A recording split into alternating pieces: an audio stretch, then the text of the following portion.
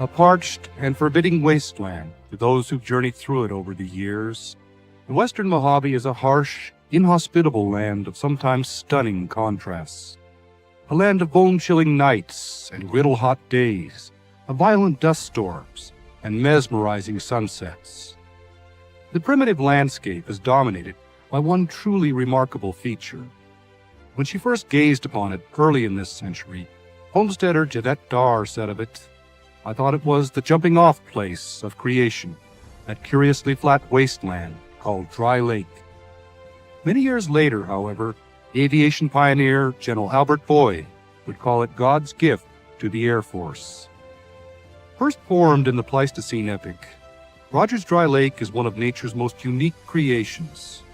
The flattest and hardest of all natural landforms, its parched clay and silt surface undergoes a timeless cycle of renewal each year, as water from winter storms is swept back and forth by desert winds, smoothing it out to an almost glass-like flatness. Spreading out over 65 square miles, it is the largest geological formation of its kind in the world. The open spaces of the high desert, its isolation, arid climate, the clear blue skies overhead, and, most importantly, the vast expanse of lakebed, were what caught the attention of then Lieutenant Colonel Hap Arnold when in 1933 he was looking about for a bombing and gunnery range for his March Field squadrons. Where others had seen a curiously flat wasteland, Hap Arnold saw a natural airfield. In September of that year, a small contingent of troops arrived at the spot then called Muroc, and laid out a bombing and gunnery range along the east shore of the lakebed. For the troops who comprised the Muroc Range Maintenance Detachment throughout the 30s, the place had little to offer. Theirs would be a tough, hardscrabble existence, life in a primitive tent camp community, long days of backbreaking work, with few of the conveniences of civilization, and even fewer diversions to relieve the tedium of their daily routines. Their isolation seemed so complete, in fact, that among locals it came to be known as the Foreign Legion of the Army Air Corps. Their lonely exile was periodically interrupted, however, as flying units came in for training exercises. Among the first to arrive was a young captain named Ira Aker, commander of the 95th Pursuit Squadron, and, a decade later, the entire 8th Air Force. He was followed by countless others, as the remote bombing and gunnery range more than lived up to Hap Arnold's expectations. Indeed, by 1941, Muroc had become a regular stop for the men who'd guide American air power through the perilous times ahead. By that time, though most of the range maintenance detachments still lived in tents, a new, more permanent facility was rising up across the lake there. And while training exercises proceeded, there were other activities taking place almost unnoticed, which were harbingers of things to come. John Northup had been flight testing his M1M Jeep, his first true flying wing, at Muroc since 1940. By the late fall of 1941, a primitive sled track had been built on the lakebed, where small, remotely controlled aircraft were being ground tested. Not far away, an exotic-looking, semi-tailless airplane was undergoing taxi tests. The airplane was the Curtiss Wright CW-24B, a full-scale wood and fabric flying mock-up for a proposed interceptor. Now all but forgotten, the CW-24B lifted off from the parched surface of the lakebed for the first time on December 2, 1941, thereby becoming the first of more than 100 airplanes that would complete their maiden flights at this out-of-the-way place on the high deserts. 5 days later, the Japanese attacked Pearl Harbor, and Muroc suddenly erupted with activity as troops and flying units from all over the country hastily assembled there.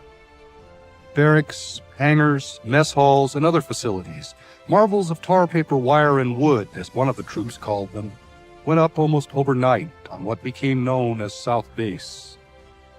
And in July of 1942, Muroc Army Air Base finally became a separate post.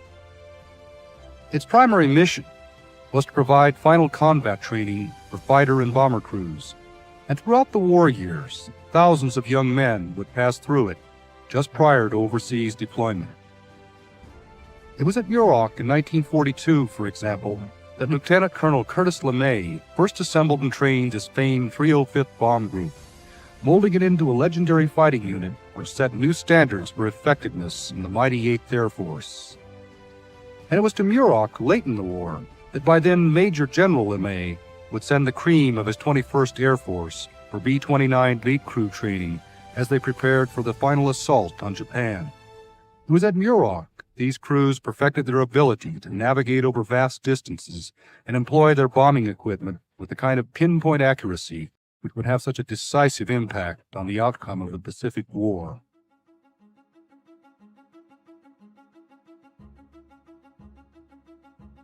A much different type of mission had gotten underway at a restricted area just 6 miles to the north. There, at a top-secret test site, the crated pieces of a radically new type of aircraft were unloaded from boxcars on September 19, 1942, and over the next 10 days it was hastily assembled.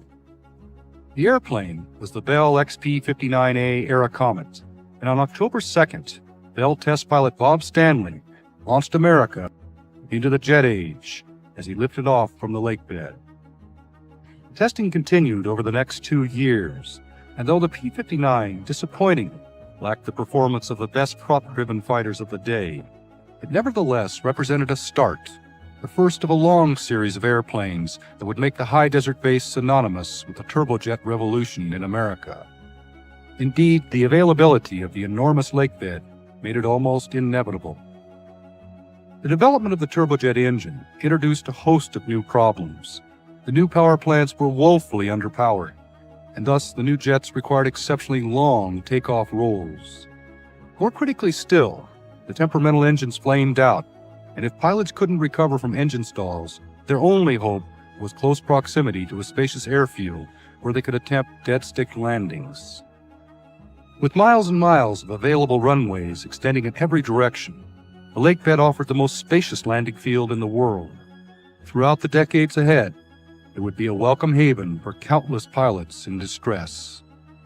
Thus, while the major training mission continued throughout the war, a growing number of aircraft, conventional airplanes such as the P-38 Lightning and the Lockheed Constellation, unconventional prototypes such as Northrop's XP-56 Black Bullet, purely experimental aircraft such as the N-9M and the rocket-powered MX-324, had even captured enemy aircraft such as the ME-163 Comet and the HE-162 Volksjäger, were also undergoing flight test evaluations at the rapidly expanding North Base facility. In January of 1944, a major milestone occurred when a new Lockheed jet-powered prototype, the XP-80, lifted off for its maiden flight. Demonstrating the truly remarkable advances that had been made in little more than a year since the XP-59's first flight, this impressive airplane was the prototype for America's first combat-worthy jet fighter, the P-80 Shooting Star. Where the P-59 had been outperformed by prop-driven fighters, the P-80 demonstrated in tests at Muroc that it could successfully attack bomber formations even when outnumbered 6-1 by the very best of the conventional fighters, and it convinced everyone that the Air Force would have to undergo a rapid transition into jet propulsion. The remarkable potential of that transition was underscored in June of 1947, when Colonel Albert Boyd returned the world speed record to America for the first time in 24 years, as he sped to more than 623 miles per hour over a course above the lakebed in a modified P-80R. It was the first of some 14 world speed records that would be set at the base over the next 18 years. But Boyd and other Air Force officials had set their sights much higher than speed records. As he stood proudly on the ramp that day, he'd already made a decision which would dramatically alter the future course of aviation and indeed aerospace history. For he'd chosen the pilot and test crew who challenged the so-called and much dreaded sound barrier. The X-1 program was the first in a long series of or experimental programs that were designed to prove or disprove concepts, to probe the most challenging unknowns of flight and solve their mysteries. It was conceived in response to a new and terrifying phenomenon which fighter pilots had first encountered during the recent war. Pushing over into steep dives, they found themselves at speeds of 500 miles per hour and into the unknown region of transonic flight, where the effects of compressibility, loss of control, and structurally devastating aerodynamic loads began to take over with often deadly consequences. The new jet engines promised even higher speeds passing through the transonic and even perhaps into the supersonic region. The critical question was, could a piloted airplane be designed and built which could survive in it? The aircraft designed to make the assault was the bullet-shaped, rocket-powered Bell X-1, and the man who would try to fly it through the sonic wall was a young Air Force captain named Chuck Yeager. Assisted by a team from Bell and the NACA, the National Advisory Committee for Aeronautics, he and project engineer Captain Jackie Ridley had a lot on their minds as Yeager edged his way cautiously toward Mach 1 throughout the fall of 1947. Military test pilots at that time didn't get many opportunities to fly such hazardous, experimental programs. Thus he felt he had a lot to prove as the B-29 lifted off for his 9th powered flight on the morning of October 14th. He'd already flown out to Mach 0.997, just a hair's breadth away from the sonic wall, and yet what lay ahead was still a mystery, and there were still many who thought that what he was attempting was tantamount to suicide. At 20,000 feet, the X-1 was released. Igniting the chambers of his rocket engine, Yeager began to climb. Then, at 43,000 feet, the X-1 shot through the sound barrier and remained supersonic for about 20 seconds. The sharp double crack of his sonic boom that morning signaled the dawn of a remarkable era during which a high desert outpost called Muroc would become identified with the most daring concepts in aviation. And it triggered a series of events which would ultimately vault man beyond the atmosphere and into space. But first, the remarkable potential of the turbojet engine had to be realized, and there were perplexing challenges to be overcome before that could happen. Not only were the early engines underpowered, they also consumed enormous quantities of fuel, and this severely limited range capability. Turboprops offered an attractive alternative, but the XP-81's performance simply couldn't match that promised by pure jet configurations. The XF-85 embodied the so-called Parasite concept. Designed to be carried in the bomb bay of a heavy bomber, it would be carried deep into enemy territory, released, chase off enemy interceptors, and then return and hook up with the mother ship. On the first hookup attempt, however, the test pilot was nearly decapitated.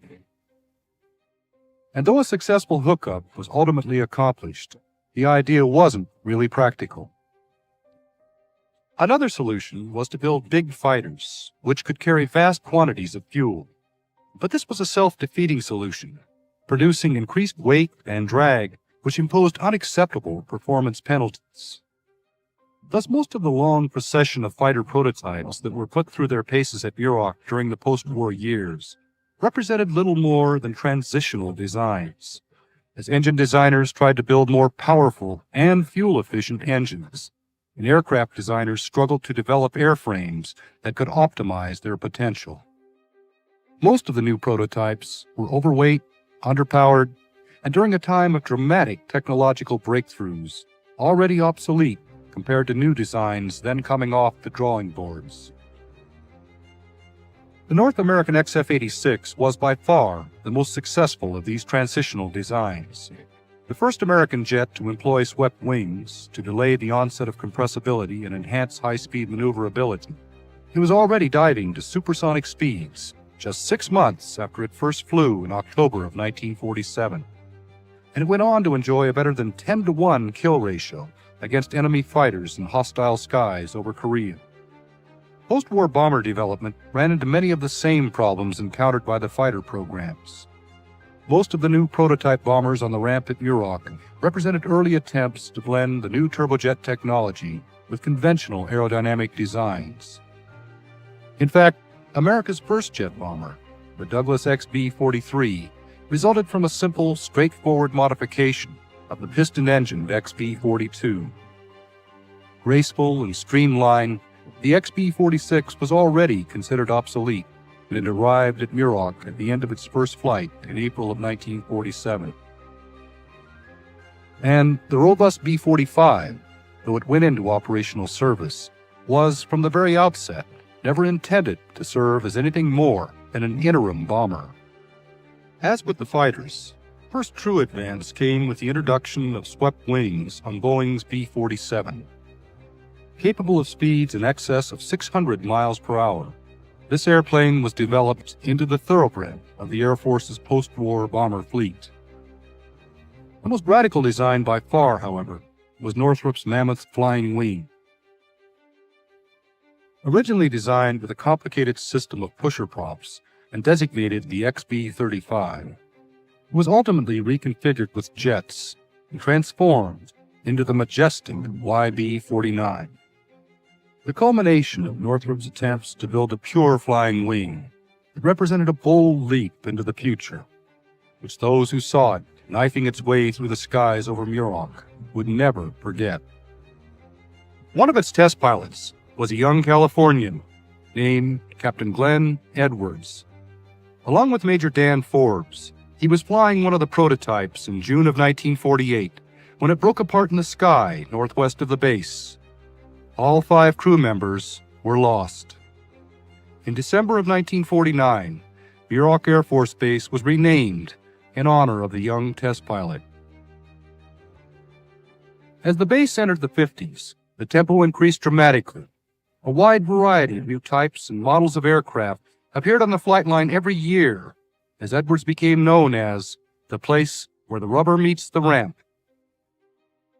It had long since become the de facto center of American flight research, and in June of 1951, that status was finally recognized officially as the base was designated the U.S. Air Force Flight Test Center, and a $120 million master plan was implemented to build an entirely new main base complex north of the existing facility.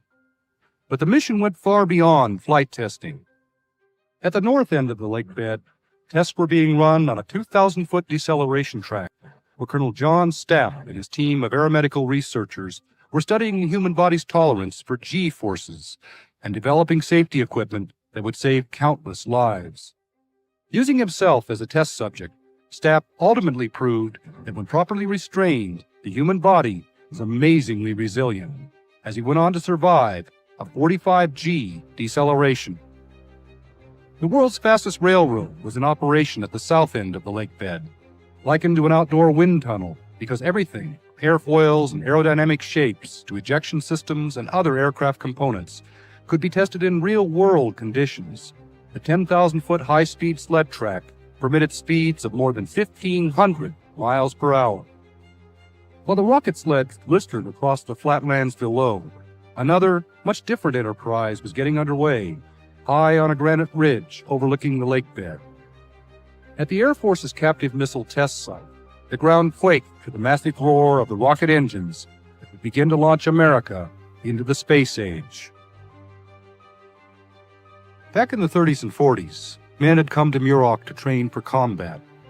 In the early 50s, they started coming to train as test pilots. By the time the Air Force's Experimental Test Pilot School moved from Wright-Patterson Air Force Base to Edwards in 1951, the role of the test pilot had undergone a radical change from the pre-jet era. The job had always required exceptional precision flying skills, keen powers of observation, coolness under pressure, and the ability to fly a mission exactly as planned. But the young pilots of the 50s faced a much more complex situation. The arrival of the jet engine, along with an incredible proliferation of onboard systems, had greatly magnified the difficulties inherent in the job. In addition to new problems of stability and control, the high-speed envelope left a much smaller margin for error. The amount of time in which to make critical decisions was dramatically compressed, and the ever-increasing complexity of the aircraft gave test pilots a lot more to think about. Thus, in addition to exceptional flying skills, applicants to the school now had to have solid engineering backgrounds. And once they entered, they were subjected to an increasingly rigorous academic curriculum before they got the opportunity to learn the intricacies of performance testing, where they had to learn to control airspeed to the nearest knot and hold their altitude at extraordinarily precise levels, to define how far, how fast, and how efficiently an airplane could fly. They went on to learn how to evaluate the subtle nuances of aircraft stability and control, and the often breathtaking intangibles of spin testing, where they had to learn the art of dispassionate data collection while gyrating and plummeting toward an onrushing lakebed. There was no dearth of qualified applicants, because by the early 50s, a whole mystique had grown up about Edwards. It had become a mecca for the very best. Men like Yeager, Tony LeVere, Bob Hoover, Bill Bridgman, Scott Crossfield, Pete Everest, and Fitz Fulton. In an age fascinated by higher, faster, farther, these men won worldwide acclaim. A great many others, who also, day after day, rode on the cutting edge of calamity, didn't. But they came nevertheless, because if it was new, if it was fast, if it was unconventional, it was at Edwards, and it was there that they could pit their skills against the very best among their peers. Then as now, test pilots were intensely competitive. If not always cocky, they were supremely self-confident. They had to be. And they were courageous.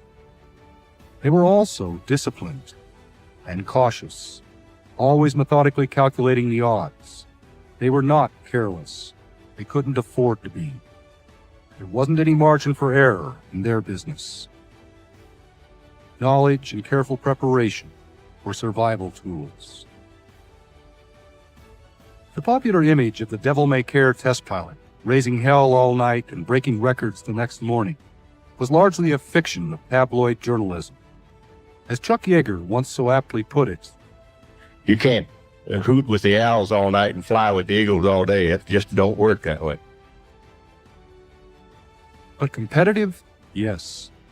By late 1953, the NACA's Scott Crossfield had already taken the Navy's D-558 Phase II Douglas skyrocket out to Mach 1.96. Pretty good for an airplane which hadn't been designed to fly that fast. But he wanted that next magic number, Mach 2, and he knew that just down the flight line, Yeager was preparing to fly the X-1A, which had been designed to easily exceed that speed. On November 20th, he went up knowing it would be his last chance, and flying an extraordinarily precise profile, he was able to hit Mach 2.005 in a shallow dive. 3 weeks later, Yeager went up intending to obliterate his rival's new record. And indeed he did. But shortly after hitting Mach 2.44, 1,650 miles per hour, he encountered something terrifyingly new as the X-1A tumbled violently out of control. It was called inertial coupling. The X-1A was literally spinning about all three of its axes. Somehow, after tumbling downward wildly for more than 40,000 feet, he recovered to level flight, and with superb flying skill, brought the airplane back to fly another day. And just 8 months later, Major Kit Murray flew it up above 90,000 feet. Their records would stand for less than 3 years. By July of 1956, Lieutenant Colonel Pete Everest had flown the Bell X-2 all the way out to Mach 2.87, where he began to encounter the effects of aerodynamic heating. But he warned of serious stability problems at that speed. Then, in early September, Captain Ivan Kinchlow claimed a new altitude mark as he climbed above 126,000 feet. 3 weeks later, on his first flight in a rocket airplane, Captain Mel App took it up for an assault on Mach 3. He sped to Mach 3.2 that day, more than 2,000 miles per hour, and became the fastest man alive, but only for brief moments. Shortly after hitting top speed, the X-2 spun violently out of control. Bitten, like Jaeger, by inertial coupling, Hap struggled gamely to recover the craft. His efforts were in vain. Mach 3 had been conquered, but at a terrible price. Not all of the research involved rocket planes. The Air Force, along with the NACA, conducted a whole series of programs with exotic research vehicles. The XF-92A demonstrated the feasibility of the Delta Wing and introduced pilots to the touchiness of hydraulically boosted, irreversible flight controls. The needle-nose X-3 Flying Stiletto was ultimately used to explore the problem of high-speed instability. The X-4 Bantam studied the transonic flying qualities of a swept-wing, semi-tailless design.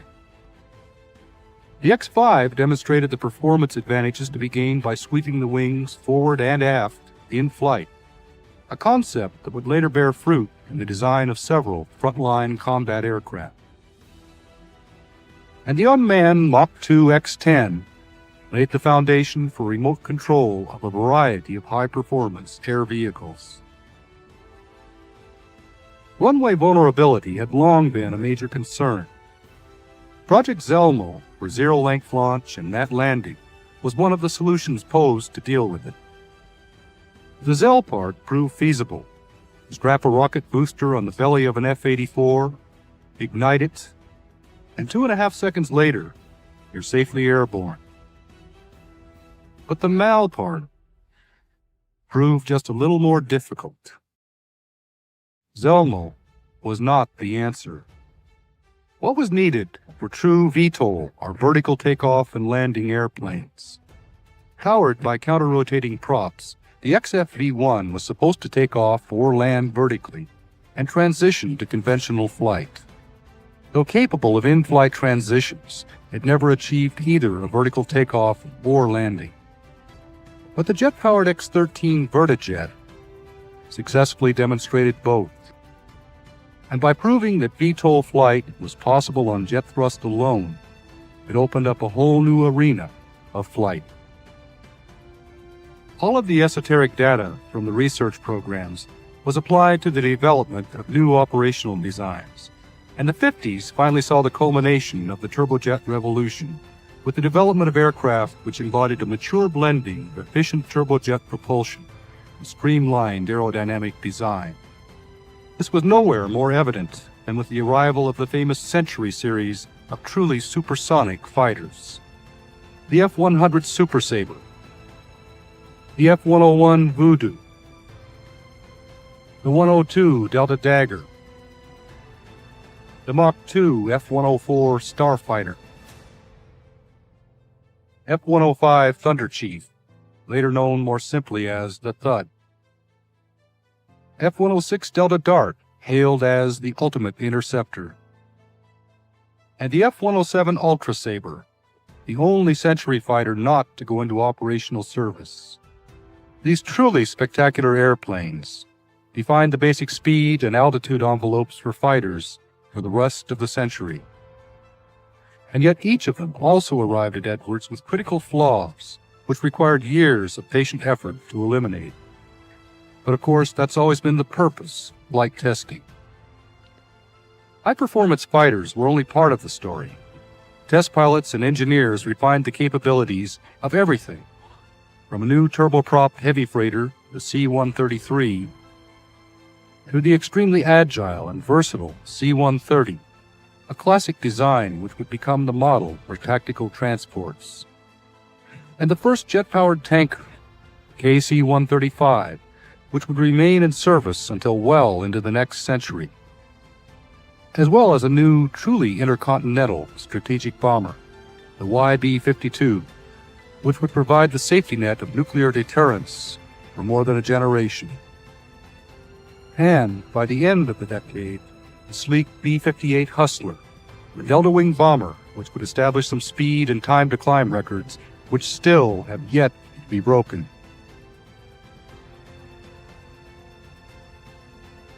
As the 60s opened, a group of pilots were undergoing zero-G and other types of training at Edwards.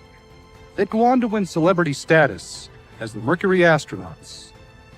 They were the first of 3 groups of astronauts whose exploits would remain front-page news as they were catapulted into space in cone-shaped capsules. But there was another group of pilots at Edwards who would make the journey by much different means, in a rocket-powered airplane, North American X-15. As the decade opened, Scott Crossfield, who had helped design the airplane, was completing its flight worthiness demonstration in preparation for the combined Air Force, NASA, and Navy program, which would probe the unknowns of hypersonic and near-space flight. Then, within the brief span of 8 months in 1961, the X-15's awesome potential was finally unleashed, as it became the first aircraft to exceed Mach 4, 5, and 6. The pilot who made each of those flights, Major Robert M. White, was also the first to fly it in space, as he climbed above 300,000 feet the following year. And in August of 1963, NASA's Joe Walker took it all the way up to 354,000 feet, 67 miles above the Earth's surface, a record which still stands. 12 men flew the X-15. 8 of them became astronauts by flying an airplane through space. And one of them would go on to become the first man to set foot on the moon. But the program wasn't free of incident. In November of 1962, for example, NASA's Jack McKay lost power shortly after launch and was forced to attempt an emergency landing on Mud Lake in Nevada with nearly full fuel tanks and without landing flaps. At touchdown, the left gear failed. McKay survived the incident, but the airplane looked like a total loss. It was resurrected, however, as the X-15A2, and with a pair of jettisonable external fuel tanks to enable it to reach for higher speeds, and covered with a thermal protection coating to protect it from the 2,000-degree heat expected at those speeds. Major Pete Knight took it all the way out to Mach 6.7, 4,520 miles per hour, one day in October of 1967. But at a speed more than twice that of a .50 caliber bullet, the thermal protection failed, permitting torch-like hypersonic air to incinerate parts of the ventral tail. And only by dint of his exceptional piloting skills was he able to bring it safely back. Charred by its wild ride through the inferno of re-entry, it would never fly again. And Pete Knight's record still remains the highest speed at which any man has ever flown in an airplane. As the pace of the space program gained momentum, there were all kinds of related activities at Edwards. At the NASA facility, for instance, they were testing an ungainly-looking machine, which symbolized one of man's greatest aspirations, the Lunar Landing Research Vehicle. And at the Test Pilot School, renamed the Aerospace Research Pilot School, students were now introduced to such arcane subjects as thermodynamics, orbital mechanics, and bioastronautics, and given training in a wide variety of machines designed to simulate various spaceflight conditions. The training they received served them well, and a great many of them, like Jim McDivitt, Frank Borman, and Michael Collins, would go on to make their marks in space. Spaceflight captured the nation's imagination, but the Flight Test Center was still in business to evaluate airplanes. A new supersonic trainer, the T-38 Talon. A rugged new fighter, the F-4 Phantom II, which went on to become a mainstay of the Tactical Air Command. A pair of new transports, the C-141 Starlifter, and its big brother, the gargantuan C-5A Galaxy. And a new Mach 2 fighter bomber, the swing-winged F-111. While those who tested these airplanes didn't get much publicity, their work could be every bit as thrilling as a Mach 5 re-entry in the X-15. Okay, it's spinning. That's a spin. Okay, it's a spin. Yeah. Okay, now go ahead. It looks like a standard right. Yeah. Opposite rudder. Full rudder. Reporting some of the full. Okay. Wait a minute. Keep the stick forward. Stick it forward. 24. Going back into the spin, I think. Yeah, I think it is. All right. 22, deploy the spin chute. Now it's recovered. You got it. Deploy spin chute. The spin chute came off. Shoot came off. 18 down. You got it. Shoot failed. You got it. 16. Get out, Pete. 14.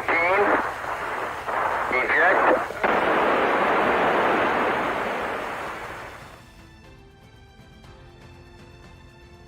There were a pair of aircraft whose incredibly advanced capabilities still dazzled the imagination. The mammoth 500,000-pound XB-70 Valkyrie was almost routine, flown at Mach 3 speeds and altitudes of 70,000 feet.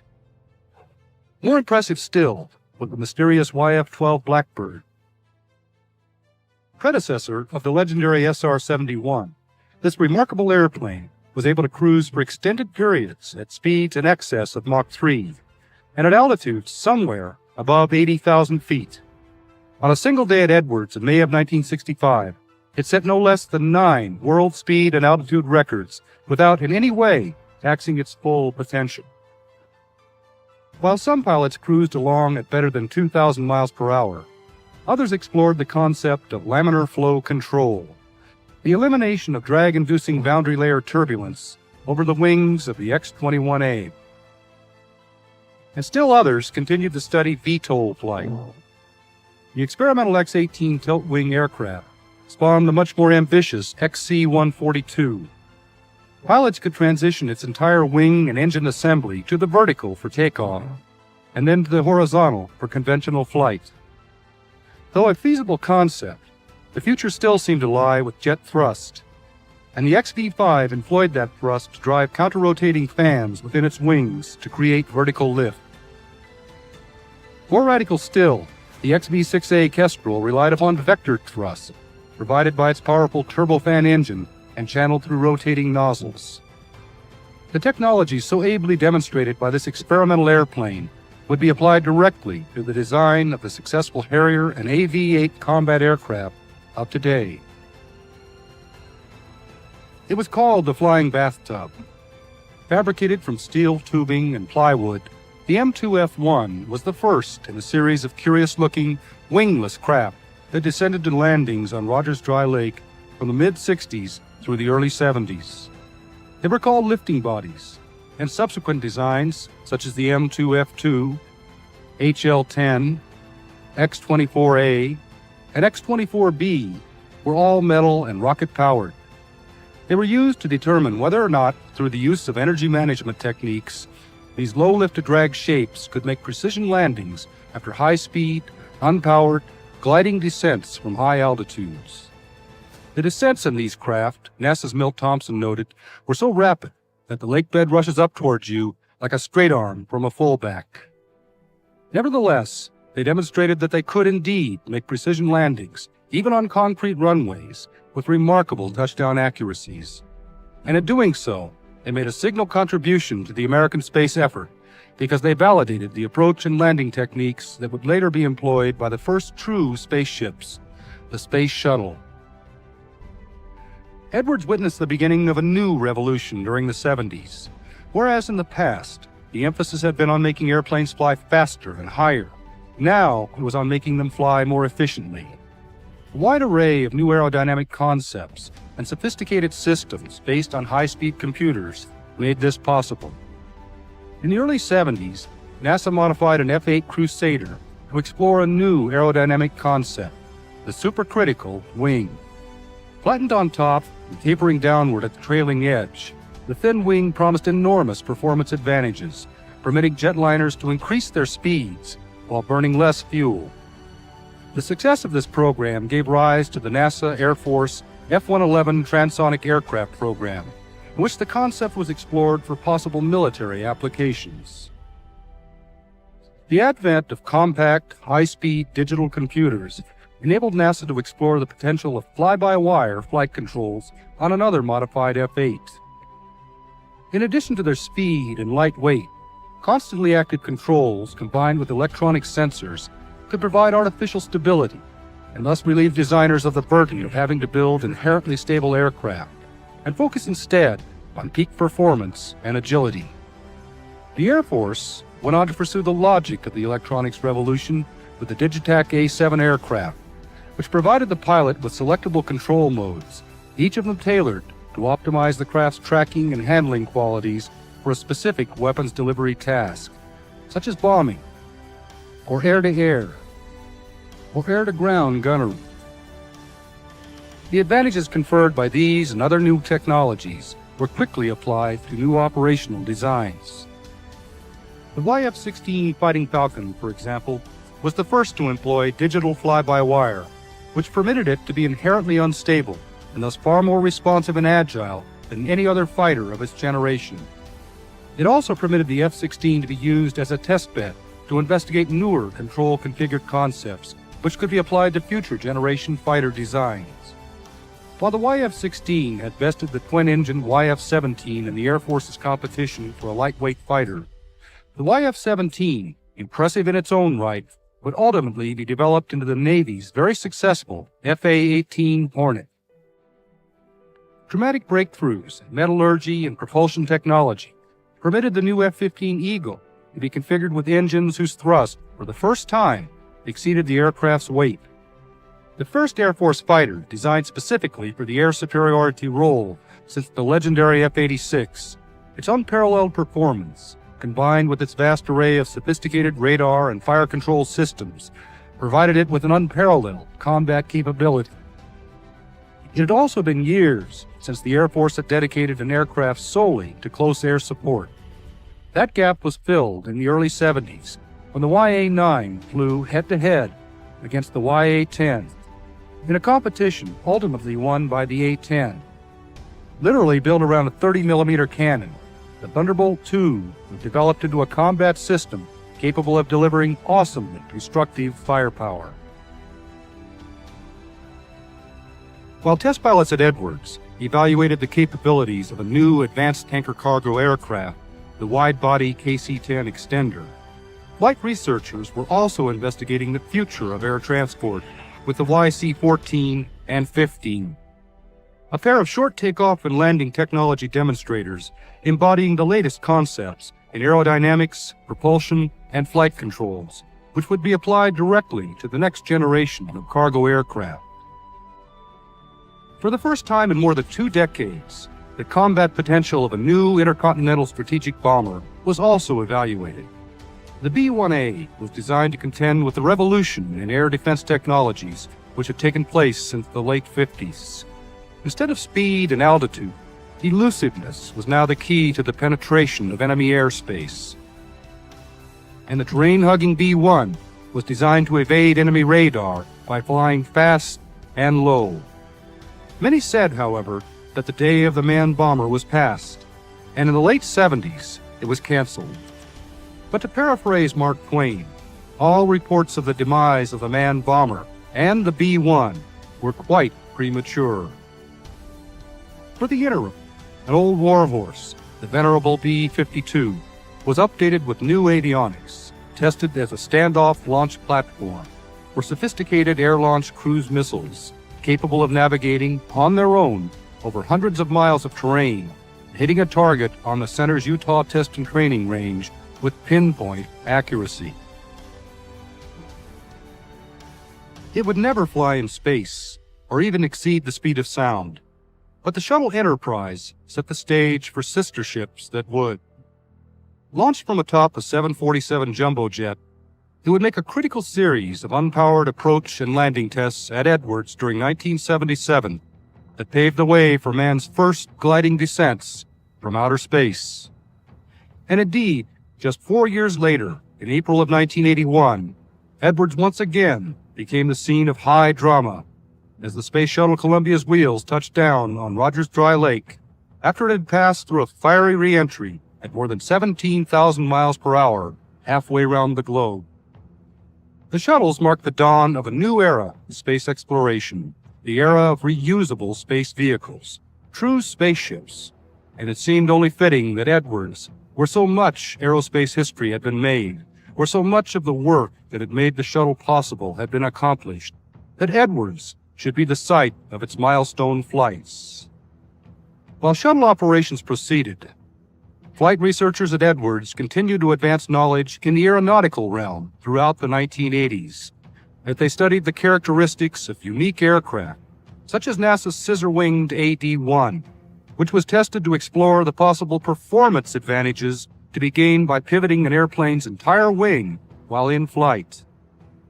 Benefiting from remarkable advances in composite materials, the X-29 soared on blade-thin wings that actually swept forward so that Air Force and NASA researchers could explore the configuration's potential for enhanced agility, better low-speed handling qualities, and lower stall speeds. The Advanced Fighter Technology Integration, or AFTI F-111, explored the performance advantages promised by a mission-adaptive wing. A flexible, absolutely smooth-surfaced, variable cambered wing, which could be configured to optimize maneuverability, performance, and fuel efficiency for each phase of the airplane's envelope. And the AFTI F-16, which incorporated features permitting it to fly as no other aircraft had ever flown. A triplex digital flight control system and forward-mounted canards, for example, that permitted it to turn without banking. A voice-actuated command system, an automated maneuvering attack system, and a host of other new technologies applicable to the whole spectrum of tactical combat operations. The Air Force's short takeoff and landing and maneuvering technology demonstrator F-15 was yet another one-of-a-kind testbed. Configured with two-dimensional thrust vectoring and reversing engine nozzles, it demonstrated much enhanced agility and dramatically improved STOL capabilities. Over the years, veteran test pilot Fitz Fulton had skillfully guided many a stricken ship to safe landings at Edwards. But in December of 1984, he was sitting in a cockpit on the ground as he intentionally guided a perfectly healthy 720 jetliner to a crash landing. The test was conducted to evaluate a fuel additive, which promised to prevent the ignition of massive fireballs. It obviously didn't work, and predictably, reporters called the test failure. They were wrong. Not only did it demonstrate the ineffectiveness of the additive, it also provided a wealth of information that would enhance flight safety in the future. One of the most spectacular events of the 80s, however, occurred not on the lakebed, but high over the Pacific, where Major Doug Pearson prepared to find the proverbial needle in a haystack as he launched a missile toward a satellite orbiting high overhead. Eagle 06 is in the recovery. Hey, how you beautiful son of a bitch! God, is that beautiful? F-15s all over the sky, a missile going up. Look at that Hummer. I had to do one little roll anyway. The anti-satellite missile scored a direct hit in a technological feat which might never again be duplicated. One-of-a-kind aircraft and events have become almost commonplace at Edwards over the years, but they represent only a small part of the center's workload.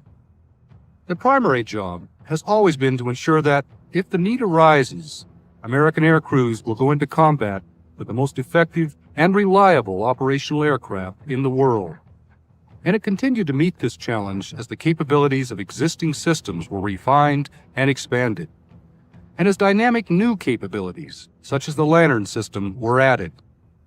The painstaking development of this system at Edwards paid off dramatically, as Lantern proved it could deny adversaries the once comforting sanctuary of night. Because they're expected to have extended service lives, modern combat planes are designed with an enormous amount of growth potential, which will enable them to meet new requirements and keep up with the rapid pace of technological change. The modified F-16XL, for example, was proposed to meet a new requirement for a fighter combining air-to-air and interdiction capabilities. Its potential was compared with that of the twin-engine F-15 in an evaluation which ultimately resulted in the development of the new F-15E dual-role fighter, a craft which would go on to prove its remarkable combat effectiveness in the Persian Gulf. All airplanes, and especially highly sophisticated combat airplanes, suffer growing pains as they pass through the lengthy ordeal of development. The B-1B, revived in the early 80s, certainly had more than its share of critics throughout the decade, but it truly represented an amalgam of incredibly complex, state-of-the-art systems, and despite its critics, it was developed into the most potent penetrating bomber in the world. More impressive still, promising the ability to penetrate any airspace without the need for complex defensive avionics. The B-2 Advanced Technology Bomber was the first giant flying wing to soar over the base 4 decades. Its thin silhouette, compound curves, its stealth technology, promised the ultimate cloak of invisibility, even against the most sophisticated air defense radar systems. Like the turbojet engine 4 decades earlier, stealth technology promised to revolutionize the design and capabilities of combat aircraft. And as the Flight Test Center entered the 90s and began to face the tremendous technological challenges of the 21st century, it was engaged in the evaluation of a pair of competing designs which embodied the latest in that technology. The radically different appearance of the YF-22 and the YF-23 was really but a pale reflection of the quantum leap in capabilities which each represented. Built for stealth, they were also beneficiaries of the many technologies, innovative concepts, which had recently proven their worth in tests at Edwards. Indeed, they took them a step or more further and blended them into fighter prototypes whose stretched the imagination. To fighter jocks from any previous era, for example, the possibility that they could cruise at supersonic speeds without use of an afterburner was little more than a fantasy dream. In these aircraft, the dream became reality. Incredibly worthy opponents, only one could win. And in April 1991, the YF-22 was selected to project American air power into the 21st century as the Advanced Tactical Fighter. Flight testing such craft has become a remarkably complex operation. Where once, not so long ago, knee pads and pilot recall provided practically the only instrumentation, systems-intensive fighters are now instrumented for as many as 4,000 different parameters, and the data is telemetered instantly to the ground for analysis even before the pilot touches down. We're in an age of spiraling technology, especially in the burgeoning field of electronic systems, and this has created an information explosion which makes each flight test hour incredibly valuable and costly. To reduce those costs, the Flight Test Center has built up an impressive ground test capability in recent years, the largest anechoic chamber in the nation, a neighboring facility for integrated avionics testing, and a test and evaluation mission simulator. They comprise the core of a capability to thoroughly test a full range of onboard electronic systems on the ground before they're subjected to the real world of flight test, where indeed they'll always still have to ultimately prove their worth. Edwards has been called a place where dreams take flight. And truly, for more than 40 years, the Air Force, indeed the whole world of aerospace, has continued to meet its future in the skies above its sprawling expanse. The history of the base is a kaleidoscope of images representing man's greatest achievements in flight.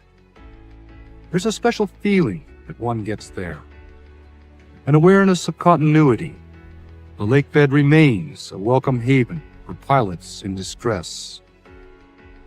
An uncommon sense of achievement and tradition, unforgettable links to the legendary past,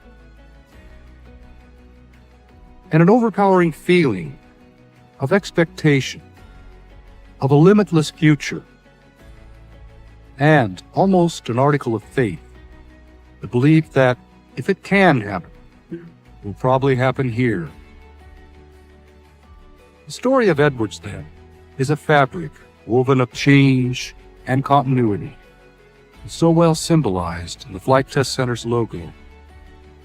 For the legend at its base, ad inexplorata, Latin for toward the unexplored, is really more than just a motto. It represents a bridge between its past, its present, and its future.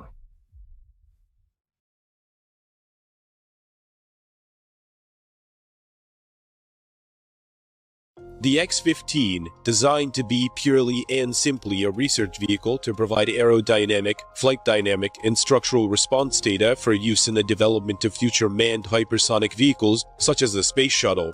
No hypersonic wind tunnels, past or present, can provide accurate data for the design of a full-scale hypersonic airplane. The frontiers of flight today are the same as they were in the 1950s, the exploration of hypersonic flight. The X-15 will ultimately be viewed as the Wright Flyer of hypersonic airplanes. The X-15 flew to speeds and altitudes never previously achieved by winged vehicles.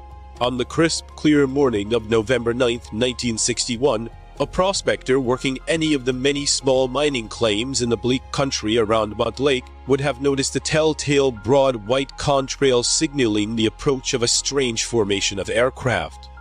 If his eyesight was particularly acute, he might have discerned a giant Boeing NB-52B Stratofortress arrowing through Nevada's dark blue sky, flanked by two sleek little fighters, a North American F-100 Super Sabre and a Lockheed F-104 Starfighter. As he watched, he might have seen a long black dart drop from the B-52, followed by the sudden boom and crackling rumble of an igniting rocket engine. Boosted by 60,000 pounds of thrust, it let the head of the big bomber and its chase planes, accelerating upwards as it burned a ton of anhydrous ammonia and liquid oxygen every 12 seconds. It arced into the trans-atmosphere, its white exhaust trail pointing like a finger toward the future. Not quite 90 seconds later, it was level at 102,000 feet, streaking towards Edwards Air Force Base in Southern California at Mach 6.04. Air Force test pilot Major Robert White had just become the first man to take an airplane to Mach 6, 6 times the speed of sound, flying the second of 3 North American Aviation X-15 research airplanes. Slightly less than 8 minutes and 200 miles later, trailed by another F-104 chase plane, the X-15, its propellants exhausted and now the world's fastest glider, dropped into a steep curve to a landing flare and touchdown on runway 18, marked out on the hard-baked clay of Rogers Dry Lake, the world's largest natural landing site.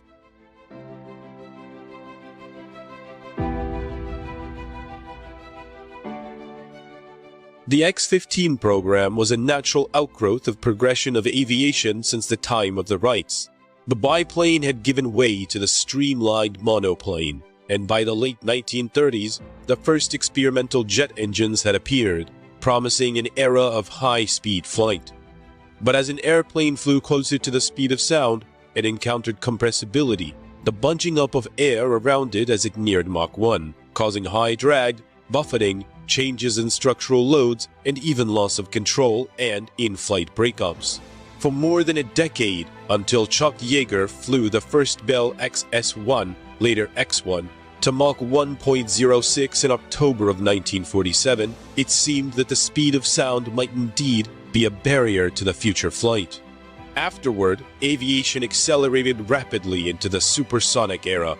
Mach 2 fell to Scott Crossfield, and the second Douglas D-558-2 skyrocket in November 1953, and Mach 3 to Captain Milburn Apt and the first Bell X-2 in September 1956, though tragically, he perished when the plane went out of control during its return to Edwards.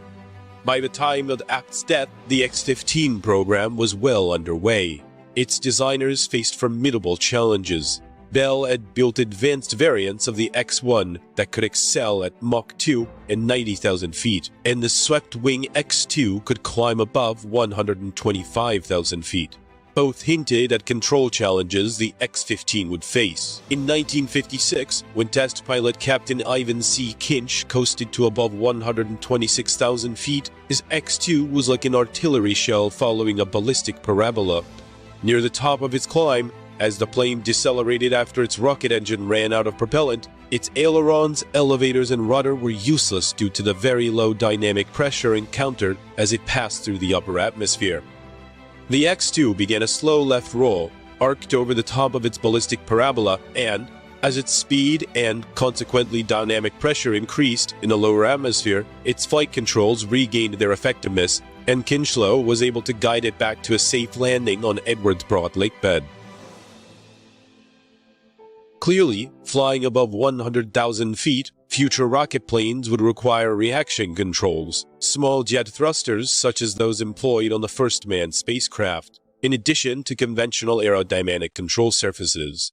Aerodynamic heating in the high-altitude environment pose their own problems. Unlike supersonic flight, which is differentiated by the speed of sound and the distinctive crack of a sonic boom, hypersonic flight is characterized primarily by increasing aerodynamic heating with intensity-hot airflows and sharply angled shock waves washing over the structure, their interactions producing even greater heat. The structure could not be conventional, for the plane would be subject to skin temperatures above 1,000 degrees Fahrenheit, necessitating extensive thermal protection. Inside the fully pressurized cockpit, the pilot would be more astronaut than airman, wearing a pressure suit and helmet capable of functioning in space-like conditions should cabin pressure be lost. Interest in hypersonic flight predated the supersonic revolution. The three great prophets of the space age, Russia's Konstantin Tsiolkovsky, the Romanian-German Hermann Oberth, and America's Robert Goddard, all advocated hypersonic airplanes as a means of flying into space, and German rocket enthusiast Max Valier, before his death and the explosion of an experimental rocket engine, recommended developing rocket-powered either planes as intercontinental airliners. In the 1930s, Austrian engineer Eugen Sanger and the mathematician Irene Brett undertook the world's first science-based hypersonic design, their so-called Silbervogel, Silver Bird. Proposed as a space transport and later as a global strike aircraft, it became an extraordinarily influential design study. Right after World War II, Joseph Stalin, according to a Soviet military defector, even sent a team into Western Europe on a fruitless mission to kidnap authors, hoping that Soviet Sanga planes would make it easier for us to talk to the gentleman shopkeeper Harry Truman. The combination of the Sanga-Brett study and example of the Nazi A-4 V2 ballistic missile greatly simulated post-war American, Soviet, and European interest in rockets, missiles, and hypersonic aircraft. While the Sanga-Brett study had been purely theoretical, the A-4 program had extensively studied Mach 4 plus wing derivatives, one of which, the A-4B, flew before war's end, though it broke up during its terminal glide to Earth. The Soviet-American race to develop atomic-armed ballistic missiles fostered heating and re-entry studies, evolution of the blunt body re-entry shape, and high-temperature materials research. It also encouraged studies of rocket-boosted winged global-ranging hypersonic vehicles, even orbital spacecraft. In America, from all this sprang the X-15 and X-20 programs, though the latter never flew. The roots of the X-15 reflected a broad base of military, industrial, and governmental research support. In 1951, Robert Woods, Bell Aircraft Corporation's chief engineer and a member of the National Advisory Committee for Aeronautics, prestigious aeronautics committee, called for development of new research airplane with performance similar to the A-4s. His continued pressure led NACA's executive committee to endorse, a year later, investigating flight conditions between Mach 4 and Mach 10. The agency formed a hypersonic study committee under Langley Aeronautical Laboratory, now NASA Langley Research Center, engineer Clinton Brown, which subsequently advocated greatly expanded ground and flight research tests using models and specialized test techniques. The committee even suggested modifying the X-2 with a strap-on booster to increase performance above Mach 4, adding reaction controls for flight safety. Program delays and eventual loss of both airplane doomed that idea. In 1953, the Air Force's Scientific Advisory Board concluded the time is ripe for a Mach 5 to 7 hypersonic vehicle, and the U.S. Navy's Office of Naval Research issued a study contract to Douglas for a Mach 7 plus design, tentatively designated the D558-3. Air Force and Navy interest proved crucial to getting the X-15 program off the drawing board and into the air. The next year, 1954, marked the genesis of the X-15. Another NACA study team, headed by John Becker, undertook preliminary design of a Mach 6 rocket-boosted hypersonic research airplane. It had a nickel alloy and Connell structure, rocket-like four-fin tail, and off-shelf rockets from the Hermes program. Becker's study anticipated many of the X-15's features and encouraged NACA that summer to invite the military services to join with it in developing such an aircraft. In October, they formed the NACA Air Force Navy Research Aircraft Committee, subsequently known as the X-15 Committee. A joint program directive issued on December 23rd gave technical oversight to NACA and design and construction authority to the Air Force. The Navy and Air Force would jointly fund the effort. The Air Force supervised the design competition in 1955 between Bell, Douglas, North American, and Republic. Bell's Robert Woods, who had launched the company's earlier X-1 effort, might reasonably have expected his firm to win, since it had already built and flown the X-1, X-2, and X-5. Douglas's Ed Heinemann, with his D-55A Skystreak and Skyrocket, plus the D-55-3 study, might have as well. Both companies produced relatively cheap designs, each promising to deliver 3 airplanes for a total cost of $36 million. Harrison's Stormy Storms, a veteran of North American's many fighter programs, led the design team that drafted his firm's entry at an estimated $56 million, the most expensive proposal. But both Bell and Douglas's designs were considered too technically risky, and Republic's, which was technically insufficient and also more costly than the Bell and Douglas proposals, came in last. Accordingly, despite the huge cost disparity, the Air Force notified North American on September 30th that it had won the competition. On June 11, 1956, after final negotiations, North American received a $42.9 million contract, about $349 million today, for the 3 X-15s. 3 months later, Reaction Motors Incorporated was awarded with a $10.7 million contract for their engines. The X-15 program involved far more than simply designing a new airplane, however novel it might be. Its rocket engine, pilot protection system, environmental controls and flight control system, as well as its flight test range, posed complex challenges.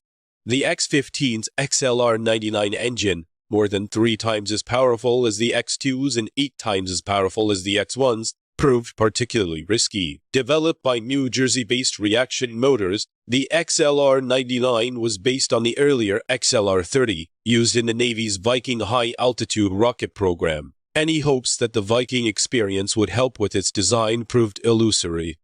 Unlike the XLR-30, which burned diluted alcohol and liquid oxygen, the 57,000-pound thrust XLR-99 burned 1,445 gallons of more explosive anhydrous ammonia and 1,000 gallons of iox.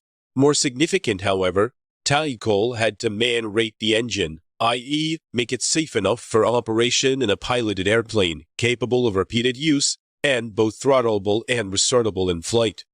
This was not easy to achieve, particularly as its high-speed turbopump, a potential source of disaster, fed the engine propellants at a rate of 167 pounds per second. Eventually, the XLR-99 became a reliable power plant with a rated operational life of about 1 hour, about 40 flights before requiring overhaul.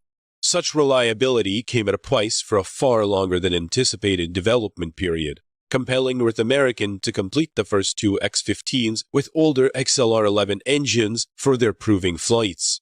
The X-15 required a complex flight control system, a conventional fighter-like stick controlled an all-moving tail that furnished pitch and roll control, but was used only during approach and landing. During high-G acceleration, climb, and re-entry, the pilot relied on a side-stick controller, a reaction control system operating small hydrogen peroxide jet thrusters located in the nose and wings, furnished pitch, roll, and yaw inputs at high altitudes, where conventional controls were ineffective. Eventually, the third X-15s flew with an adaptive flight control system that automatically compensated for changing dynamic pressure, blending the reactor control system with the conventional aerodynamic controls. Since the X-15 was technically a boost glider, Once it exhausted its propellants, the pilot had to carefully manage his energy to ensure he could reach Rogers Dry Lake. To help him in doing this, the X-15 would always be flown so that it had excess energy at burnout, which the pilot could use as bleed-off using large pedal-like speed brakes installed in the side of a massive dorsal and ventral fins. Unlike earlier rocket-powered aircraft that flew near Edwards AFB, the X-15 demanded a special flight test corridor, dubbed the High Range, running roughly 480 miles from Wendover, Utah, southwest to Edwards. Crossing multiple mountain ranges in the stark southwestern desert, the High Range was itself a notable technical accomplishment, foreshadowing the manned spacecraft tracking network NASA established for Project Mercury several years later. NASA furnished 2 tracking stations at Ely and Beatty, Nevada, as well as at Edwards. Furthermore, unlike research airplanes, the X-15 required a complex flight simulator to train pilots and undertake mission planning and rehearsal. The simulator was updated using data required during X-15 flights, with pilots typically spending 40 to 50 hours in it before undertaking the 10 to 12-minute flight. When the program commenced, it was hoped the X-15 might be flying by the end of 1957. Due to the complexity of its design and technical challenges involved, however, test flights did not begin until 1959. In the interim, NASA and the Air Force supported the X-15 development effort with extensive wind tunnel and free flight ballistic tunnel testing, evaluated reaction controls on ground simulator rigs and on modified research airplanes including the Bell X-1B and F-104, and undertook extensive simulation studies to prepare for the crucial challenges faced by a hypersonic rocket plane having, for its first time, the lowest lift-to-drag ratio ever flown on a piloted aircraft. In October 1957, Sputnik had seized the public imagination, and the national debate over American science and technology that followed, NACA had given way to the space-focused NASA. Now the X-15 took on greater urgency and visibility as a symbol of America's progression into space. Vice President Richard Nixon presided over its rollout at North American's Los Angeles facility on October 15, 1958, a year after the Soviet satellite ushered in the new space age. It was a remarkable-looking aircraft, burnished metallic black, with thin wings and horizontal tail surfaces, and, because of the directional stability requirements of high supersonic and hypersonic flight, large meat cleaver dorsal and ventral vertical fins, the lower half of the ventral surface jettisonable during landing approach so that the X-15's landing skids could be a reasonable size. Although planners had originally thought the X-15 would use a modified Convair B-36 as a mothership, the retirement of the B-36 and the availability of the more powerful and capable B-52A led to its substitution for Convair's giant intercontinental bomber. Early tests with the X-15 proved far from encouraging. Piloted by North American test pilot Scott Crossfield, who had been so dedicated to the project that, as it began, he left NACA for North American, the first X-15 AF-56-6670 made its maiden captive flight on March 10, 1959, followed by its first glide flight on June 8. During the landing approach, Crossfield encountered serious longitudinal control problems that pushed his piloting skills to the limit, necessitating adjustments to the boosted flight control system. The second X-15 AF-56-6671 made the type's first powered flight on September 17. Propelled by 2 XLR-11 engines, it reached Mach 2.11 at 52,341 feet. He completed another powered flight into Mach 2.15 a month later, but then, on November 5th, disaster struck when an engine fire forced an emergency landing on Rosamond Dry Lake, during which 6,671 broke its back. While the second X-15 returned to North American for repairs and installation of its XLR-99, proving flights continued through 1960, with 6670 still equipped with its interim XLR-11s. The third X-15, AF-56-6672, was the first completed with the big Tahical XLR-99. But during an Edwards ground test, the engine blew up, catapulting the rest of the airplane forward. Safe in its cockpit, Crossfield marveled at the X-15's strength and worried for the safety of crews trying to extricate him. The plane, like the second X-15, returned to North American for a rebuild. Not until November 15, 1960, 3 years late, would the X-15 fly with its XLR-99 engine, when Crossfield took 6671 to Mach 2.97, marking the end of its contractor flight test program. But now, the X-15 hits its stride. On March 7, 1961, Air Force Major Robert M. White became the first pilot to exceed Mach 4. He piloted the second X-15 across the hypersonic divide on June 23, attaining Mach 5.72. White completed a sonic trifecta by exceeding Mach 6 on November 9, as previously mentioned. Nor was the boyish airman the X-15's only record setter. On August 22, 1963, NASA research pilot Joseph Walker attained 354,200 feet in the third X-15, taking it into space. Marring this was a serious landing accident on November 9, 1962, that virtually destroyed the second X-15 and seriously injured NASA pilots Jack McKay. When an engine failure necessitated a heavyweight emergency landing on Mott Lake, 6671's skid landing gear collapsed. Even this setback was turned to advantage, for NASA lengthened the X-15 and added provisions for 2 huge drop takes and a dummy supersonic combustion ramjet engine installation on the shortened lower vertical fin.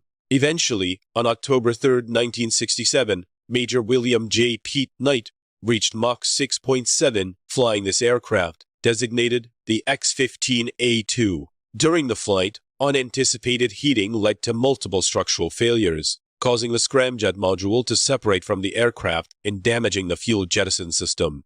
Knight, a superlative airman, landed safely.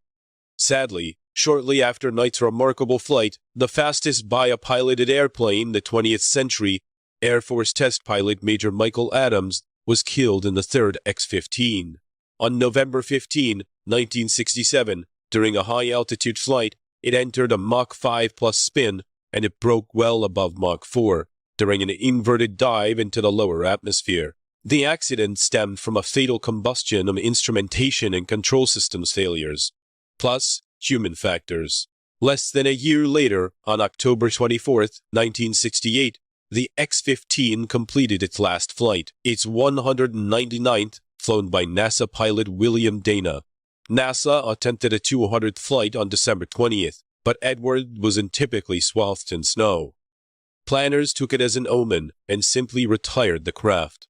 The first X-15 went to the National Air and Space Museum, where it may be seen in the Milestones of Flight Gallery, and the second, the fastest airplane of the 20th century, to the National Museum of the U.S. Air Force. Altogether, 12 distinguished pilots, Scott Crossfield, Robert White, Forrest Peterson, Neil Armstrong, Joe Walker, Jack McKay, Milt Thompson, Robert Rushworth, Mike Adams, Bill Dana, Pete Knight, and Joe Engel had flown the X-15 to speeds and altitudes never previously achieved by winged vehicles. Its research program consisted of an aerodynamic and structural heating investigation phase from 1959 through 1963, and a follow-on program utilizing the X-15 to carry experiments into the upper atmosphere or to hypersonic speeds. Much of the applications program benefited from the contemporaneous Apollo effort, but it also helped sensor and missile detection efforts. X-15 flights produced more than 700 technical reports, establishing a database still considered essential today, as hypersonics advances into the second century of flight. The X-15 was by no means a perfect research vehicle. Under some circumstances, it had dangerous flight characteristics, and heavy impact loads sorely tested its landing skids. During re-entry, in-flight reconnaissance effects could interact with its flight control system. Early on, researchers discovered gaps in panels that permitted the entry of hot hypersonic air into its structure, necessitating fixes.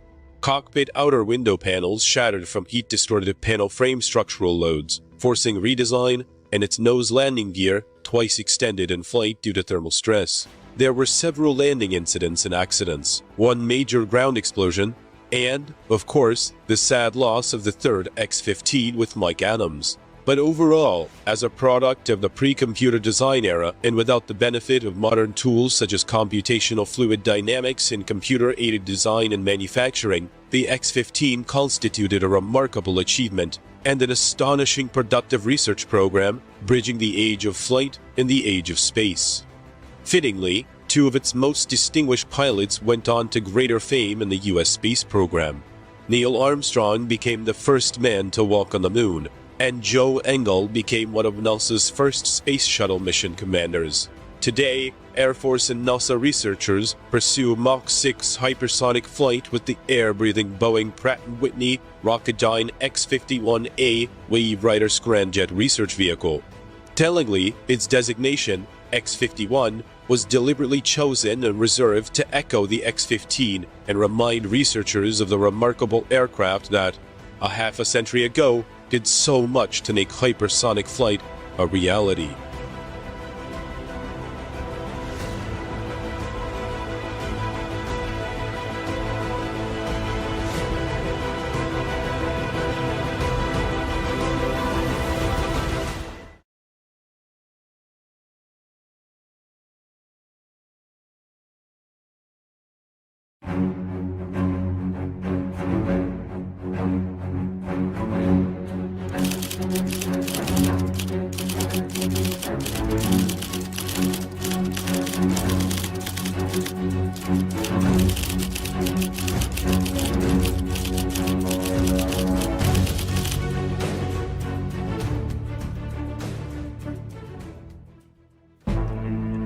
He decided he wanted to design aircraft when he was 12 years old after reading Tom Swift and his airplane.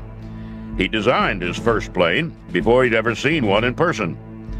When he first applied for a job at Lockheed, the company turned him down flat. He got his master's degree in aeronautical engineering and returned and was rewarded for his persistence with an $83 a month job as a tool designer. By the time his career at Lockheed ended 47 years later, he had built the most important aircraft research and design facility in the world.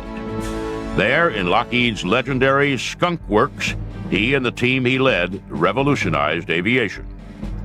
For 30 years, it was impossible to see a significant display of American aircraft without seeing something Kelly Johnson had designed. Whether it was a fighter, bomber, transport, passenger liner, or even a spy plane, the odds were that he had designed at least part of it. Without question, he is the greatest aircraft designer in history. He is Clarence Kelly Johnson. Clarence Kelly Johnson was born in the town of Ishpeming in Michigan's Upper Peninsula on February 27, 1910. The son of Swedish immigrants, he got his Irish nickname from schoolmates after he stood up to the school bully. He had been dealing with some of the kids at the school calling him Clara, since his first name was Clarence. And he finally had his fill of it and decided to take reprisals on one of the bullies. And after he was finished, the kids in the schoolyard decided that he could no longer be a Clara, and instead they were going to find some more appropriate name. And since Irishmen were known at that time for their pugilistic skill, they decided to dub him Kelly. He designed his first airplane, which he called the Merlin Battle Plane, as a 12-year-old, and it won him a prize at school. He knew then that was what he wanted to do with his life. He paid $5 for his first flight, a 3-minute trip in a biplane that ended badly when the plane's engine conked out at 700 feet. When he got older, he worked in construction and in the Buick factory and saved his money. He took his savings to a flight school and asked to be taught to fly. The flight instructor, a cash-strapped barnstormer, refused Johnson's money and told the young man to spend it on college. Johnson enrolled at the University of Michigan just before the stock market crash in 1929 and supported himself washing dishes in fraternity houses. As an assistant in the aeronautical engineering department, he worked with the school's wind tunnel. The school allowed him to rent the tunnel out when it wasn't in use. Johnson charged $35 an hour and helped design a new, streamlined Studebaker model. He graduated in 1932 and tried to enlist in the Army Air Corps, but was refused. He returned to Michigan for his master's degree and, among other things, used the Michigan Wind Tunnel to help design aerodynamic racing cars for the Indianapolis 500. In 1933, he went to work for Lockheed in California as an $83 a month tool designer. Lockheed at the time was a deeply troubled company. It had just emerged from bankruptcy and had bet its future on the Electra, a two-engine transport. When Johnson arrived in Burbank, his boss asked him what he thought of the plane. Johnson looked and said it would be unstable and that he did not trust Lockheed's wind tunnel tests. Chief Engineer Hall Hibbard sent Johnson back to Michigan with a model of the Electra and a mandate to do his own study in his own wind tunnel. "See if you can do better," Hibbard told him. He did. After 72 tunnel tests, Johnson came up with a newly designed flap system and traded the Electra's single stabilizer for a twin tail. Those changes stabilized the Electra and helped make it one of the most successful airplanes of its time. Johnson returned to Lockheed a full engineer. Assigned as the Model 10 Electra's flight test engineer, he at last started flying on a regular basis. He befriended Amelia Earhart and advised her on several of her missions. She flew an Electra, and Johnson advised her on techniques of fuel mixing to help her get the best performance out of her plane. He continued to work on updates to the Electra through Electra Model 14, and was soon attracting attention outside of Lockheed. In 1937, he won the Sperry Award for outstanding achievements in aeronautics by a young man. That same year, Congress passed the Neutrality Act. That law was designed to keep the United States out of World War II. At the same time, those in the military had become convinced that American involvement in the war was inevitable. They threw as many of their precious dollars as they could into the design of new equipment. Lockheed won the competition to build a new fighter with a plane designed by Johnson, the XP-58. With two engines and a double fuselage, it was an unconventional aircraft that had its share of problems. In particular, its high speed and tight maneuvering sometimes created forces so great that they shattered the plane in midair. Once again, Johnson went back to his wind tunnel, and after making a few changes to the plane's design, it passed Army Air Corps muster and was ordered into limited production. Johnson, the designer, was 27 years old. In the late 1930s, Lockheed came back from bankruptcy largely on the strength of its commercial aircraft. The Electra in particular had built a profitable customer base. But if Lockheed was going to grow, it was going to have to build a successful military aircraft business. The P-38 was a start, though when the Army Air Force first awarded the contract, no one knew how many thousands of planes would eventually be built. In 1938, with Europe on the brink of war, the British sent a purchasing commission to the United States in search of military aircraft, particularly a long-distance coastal patrol bomber that could be used to hunt submarines. The commission, scheduled to visit several aircraft manufacturers, did not originally intend to visit Lockheed. Their schedule changed at the last minute, and Lockheed was invited to make a presentation, with only 5 days to prepare.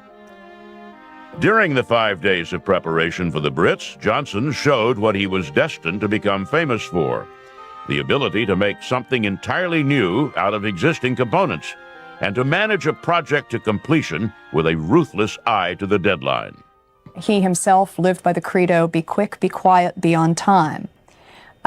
He was somebody who believed very much in getting good people and giving them the ability to do what they do best. He also believed in minimizing the number of people working on any one project.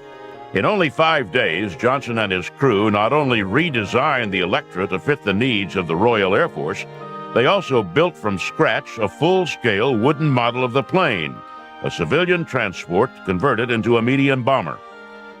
The Brits were amazed. They were so impressed by Johnson and his crew, they invited Lockheed executives to England to confer with the Air Ministry. Johnson went along. At the meetings, the British changed the design specifications, necessitating a complete redesign of the aircraft. Johnson locked himself in a London hotel room and in only 72 hours completed the engineering drawings. The British were, once again, amazed, and Lockheed got the contract. But not before the British expressed their hesitancy about working with an engineer as young and inexperienced as the 28-year-old Johnson. Lockheed reassured the Air Minister, who ordered 200 of what became known as the Hudson Bomber. It was the largest single order of aircraft ever received by an American manufacturer. And upon the party's return to the United States, Lockheed promoted Johnson to chief engineer. In 1939, the Congress significantly increased the defense budget, and P-38 started rolling off the line in record numbers. During this period, Johnson truly mastered the art of manufacturing, streamlining production processes, and developing an entirely new job, the program manager. Now a staple of manufacturing, the program manager is a person far down the chain of command who has working control of a project. If that all seems a bit heavy on the business administration in a discussion of aircraft, consider this. Johnson believed that outstanding aircraft designed and manufactured quickly were inevitably the product of a single visionary. That visionary was usually, of course, Johnson. He was not someone who believed in development via committee. He was also somebody who hated lengthy reports and normally limited any report that was sent to him to 20 pages. He believed in brevity, he believed in clarity, and he believed in giving people the tools necessary to get the job done. In 1943, Lockheed put Johnson in charge of advanced products research, setting him up on a plot of land on the outskirts of Burbank, California. Johnson called his new kingdom the Skunk Works, after the still in a cartoon strip, Little Abner, that was responsible for the making of a mysterious and powerful brew called Skunk Works. In the Little Abner cartoon, there was a potent mystery elixir known as Kickapoo Joy Juice. And Kickapoo Joy Juice was made at the Skunk Works, or Skunk Works, as it was called in the comic strip, through a variety of things that were thrown into a giant mixture, among them skunks, old shoes, and things like that. And the nickname was applied to the Lockheed operation because, indeed, it was a mystery elixir. Nobody was quite sure what was going on in there, but they knew that a lot of things were being thrown into it and that Kelly Johnson was pulling a lot of people from various locations in order to create something interesting. The job of the Skunk Works was to quickly, cheaply, and secretly develop advanced aircraft that could help win the war. Its first assignment was the P-80 Shooting Star, the first American jet. Intelligence had determined the Germans were far along in their development of jets, and the not-so-secret fear of the Army Air Force was that the Nazis would deploy their jets in large numbers before the war in Europe had ended. The effect on the Allied bombing campaign would have been horrendous. The Allies' propeller-driven fighters would have been almost useless against a jet-powered fighter. Kelly Johnson, in his efforts to oversee those operations, would pull people from other projects and would go about trying to get a minimum number of the very best people and put them on the project, give them minimal supervision, but let them trust them to be able to do the jobs that they're chosen to do. After setting up the Skunk Works and recruiting his team, Johnson went to work on the P-80. Lockheed's contract with the Army Air Force gave him an incredibly short schedule, 180 days. Johnson went on a binge of designing and set his team to work on various critical paths and had the prototype ready for testing 37 days ahead of schedule. In 5 months, Lockheed had designed and built the first American jet. They hauled it from Burbank to Muroc Air Base in the California desert for testing. Fearful that there might be spies in the surrounding hills, they disguised the jet during transport with a plywood propeller. Johnson said years later that when he rolled out a new plane for testing, there was only one thing he thought about. What have I forgotten? In the case of the P-80, despite the short design and construction cycle, he hadn't forgotten much. It was a beautiful aircraft, faster and more agile than anything in the American arsenal. The war ended before it saw combat, but it evolved into the T-33, one of the best and longest-lived jet trainers in history. When the war ended, however, there were those who questioned whether the Skunk Works had a role to fill. After World War I, the business of aviation had shrunk almost to non-existent. After World War II, many people expected that it would again. But there were two basic differences between the ends of the wars. First, the United States was engaged in the world after World War II in a way it wasn't after World War I. No one could reasonably expect the world's only nuclear power to go back into hibernation. And second, before the war ended, it became clear that the post-war world would require a strong and ready military. Because on the day the Japanese surrendered, the world separated into two groups of allies, those in the communist East under the control of Joseph Stalin, and those in the democratic West. World War II was over, but the Cold War was just beginning. Kelly Johnson and the Skunk Works were just about to become the most important aircraft developers in the world. Over the course of his career, Kelly Johnson designed more than 40 aircraft. His most prolific period by far was in the 1950s. That was a decade of tremendous technological advance, achieved in an atmosphere of never-ending crisis. And there was no better place for aeronautical engineers to work than the Skunk Works. Johnson designed and built the Constellation, the most elegant aircraft of its time, and a plane that served effectively in both civilian and military roles. He experimented unsuccessfully with vertical takeoff and landing aircraft, with the idea that they could operate from relatively small ships. He designed the F-104 Starfighter, at 1,300 miles an hour, the fastest aircraft ever flown at the time.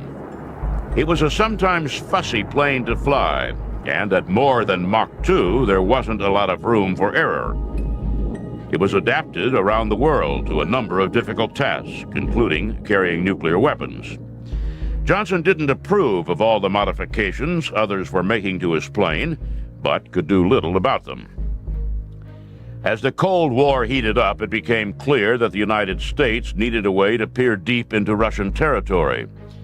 East of the Ural Mountains, where the Russians did their atomic research and where they developed their aircraft and missiles, the United States didn't even have an accurate topographical map, let alone a way of getting information on military capabilities. The Air Force put out a quiet request for a fast, high-altitude plane that could overfly Russia and bring back pictures of the communist secret bases.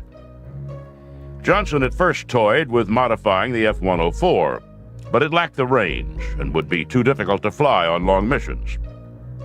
In 1954, he sent the Air Force a proposal to build a plane that could fly at a range of 4,000 miles above 70,000 feet. It would be slower than the Air Force had hoped, but at that altitude would be high above Russian air defenses. The Air Force didn't believe Johnson could do it. They doubted any jet engine would work at that altitude, and instead ordered a competition between manufacturers for the best biplane design. President Eisenhower approved a $35 million contract for the competition winner. Johnson and his Skunk Works team went into overdrive. In mid-November 1954, he met with the government advisory board on what was then called the CL-282 project. 10 days later, he formed the team to design the craft. On December 2nd, the first 12 engineers went to work designing the aircraft systems, and the first design drawings were completed and released to the shop for manufacture the next day. A week later, the drawings were complete, and by the end of the year, he'd won the contract and frozen the design. Wind tunnel testing completed in March, the first plane finished in July, and the first flight took place on August 4th, 1955. In less than a year, from pipe dream to first flight, Kelly Johnson and the Skunk Works had designed and built a completely new kind of airplane. The U-2 had something of a patched-together quality, to be sure. The first ones cut weight by leaving out the ejection seat, and the balancing wheels on the wings dropped off at takeoff to lose a few more pounds. The engineers were still making modifications on the craft in the summer of 1956, when a young pilot named Francis Gary Powers saw his first U-2 parked on a taxiway at a secret base in Nevada. It had not been built to last, he said years later. Powers was among the pilots who flew spy missions over the Russian heartland in the U-2, and for years it was safely out of range of the Soviets. The planes routinely returned with photographs showing Russian fighters 4 miles below them, coming up for a fight but unable to fly high enough to get a shot off. Eventually, however, the Russians improved their air defenses, and by the time Powers was shot down in 1960, Johnson was already at work on his next-generation spy plane. Johnson, with the U-2s flying with seeming impunity, had gone back to the government to propose a plane that could fly 10,000 feet higher and 4 times as fast as the subsonic U-2. Building a plane that would cruise at Mach 3.2, Johnson said years later, was the hardest thing the Skunk Works ever did. Everything about the plane, Johnson said, had to be invented. In 1960, the Air Force gave the go-ahead for Johnson to develop the A-12, a plane that didn't succeed as an interceptor, but paved the way for its slightly larger sister, the SR-71 Blackbird. Built out of titanium, which is light and could tolerate the 500-degree temperatures that built up as the plane sliced through the atmosphere at more than 3 times the speed of sound, the Blackbirds were like something out of a science fiction movie. The rollout was Johnson's proudest day. It was, he said, the smoothest test flight he'd ever been through. Johnson, who had never been much of a talker, insisted that he was not bothered by the fact that he couldn't talk about his perfect airplane. If I can talk about it, he'd like to say, it's obsolete. But years later, when word of the SR-71 had leaked out and the Air Force had stopped denying its existence, he took joy in its racing from New York to London, a distance of almost 3,500 miles in less than 2 hours. And before the Blackbirds were retired in March 1990, an SR-71 flew across the United States coast to coast in 68 minutes. Kelly Johnson retired from Lockheed in 1975. Even then, he was a presence at the Skunk Works. His 14 rules of effective program management are gospel there and are taught in some of the leading business schools in the world. Johnson even consulted with Lockheed during the development of the F-117 stealth fighter. As an old man, he said that there would come a time when aircraft were no longer relevant. People wouldn't travel for business, he said, because they could sit at their desks and talk to people in Europe by video phone. And on the battlefield, manned aircraft were no longer cost-effective in an age of missiles. Though it hasn't happened yet, don't bet against it. I think his greatest contribution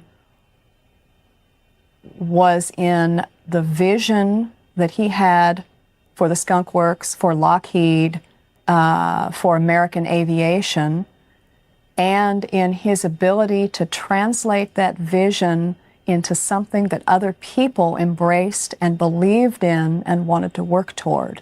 To a great extent, his greatest contribution was his ability to get other people to commit to his dream.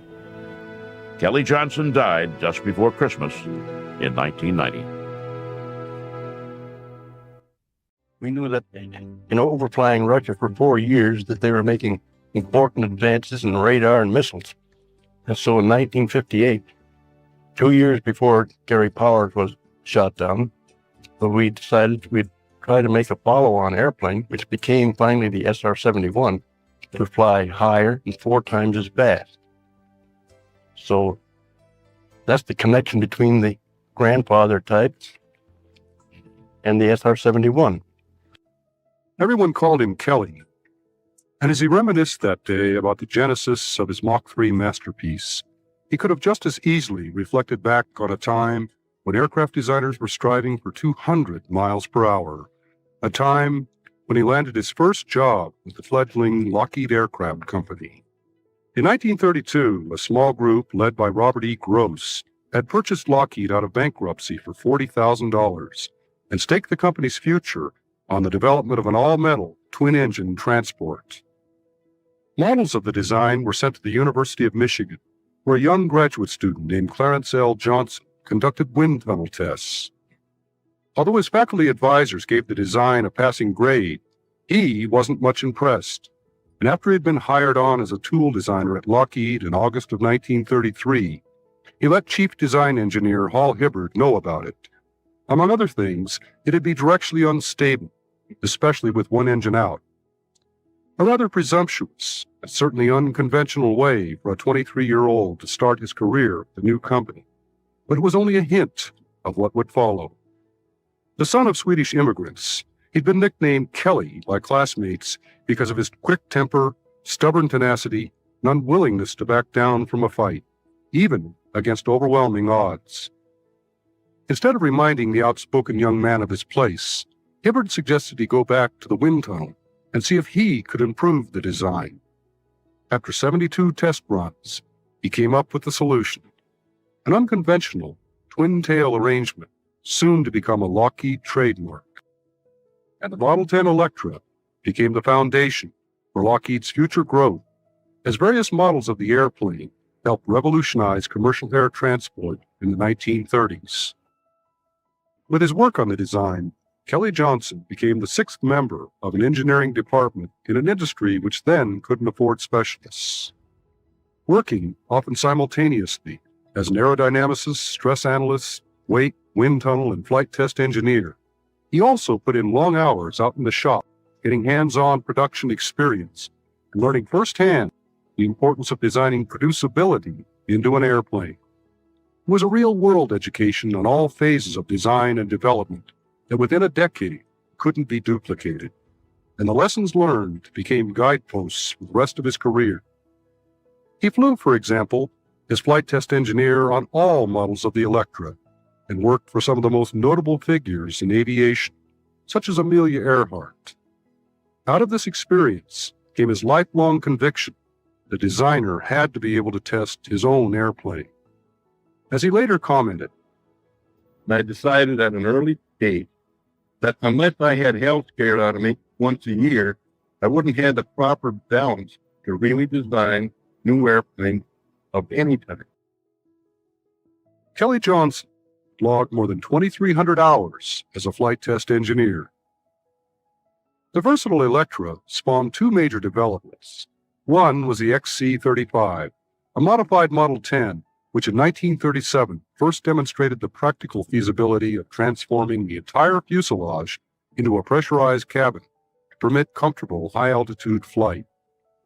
Johnson was Lockheed's flight test engineer on this project, gaining first-hand experience with problems of pressurization, and more important, with tremendous possibilities pioneered by this aircraft. Possibilities to which he and Hal Hibbard began to give serious consideration. Meanwhile, the Model 14 Electra incorporated a number of Johnson innovations, such as the first practical application of Fowler flaps, which both increased the wing's lifting surface and served to permit slower, shorter distance landings, an achievement which won him the 1937 Lawrence Sperry Award. In 1938, the high speed and innovative features of the Model 14 attracted British interest in its potential as an anti-submarine patrol plane. But the requirements necessitated a major redesign. Johnson worked around the clock for 3 days, transformed the Model 14 into the Hudson bomber.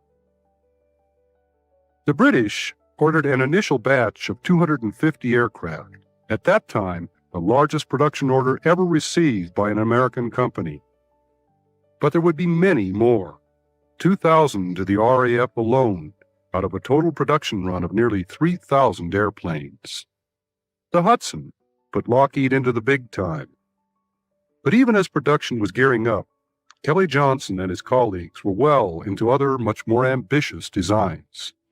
The success of the pressurized XC-35 and the recognition that the next generation of air transports would be much larger, higher-speed, transoceanic aircraft inspired Johnson, Hibbard, and a small design team to lay out the now classic lines of the Model 49 Constellation in 1939.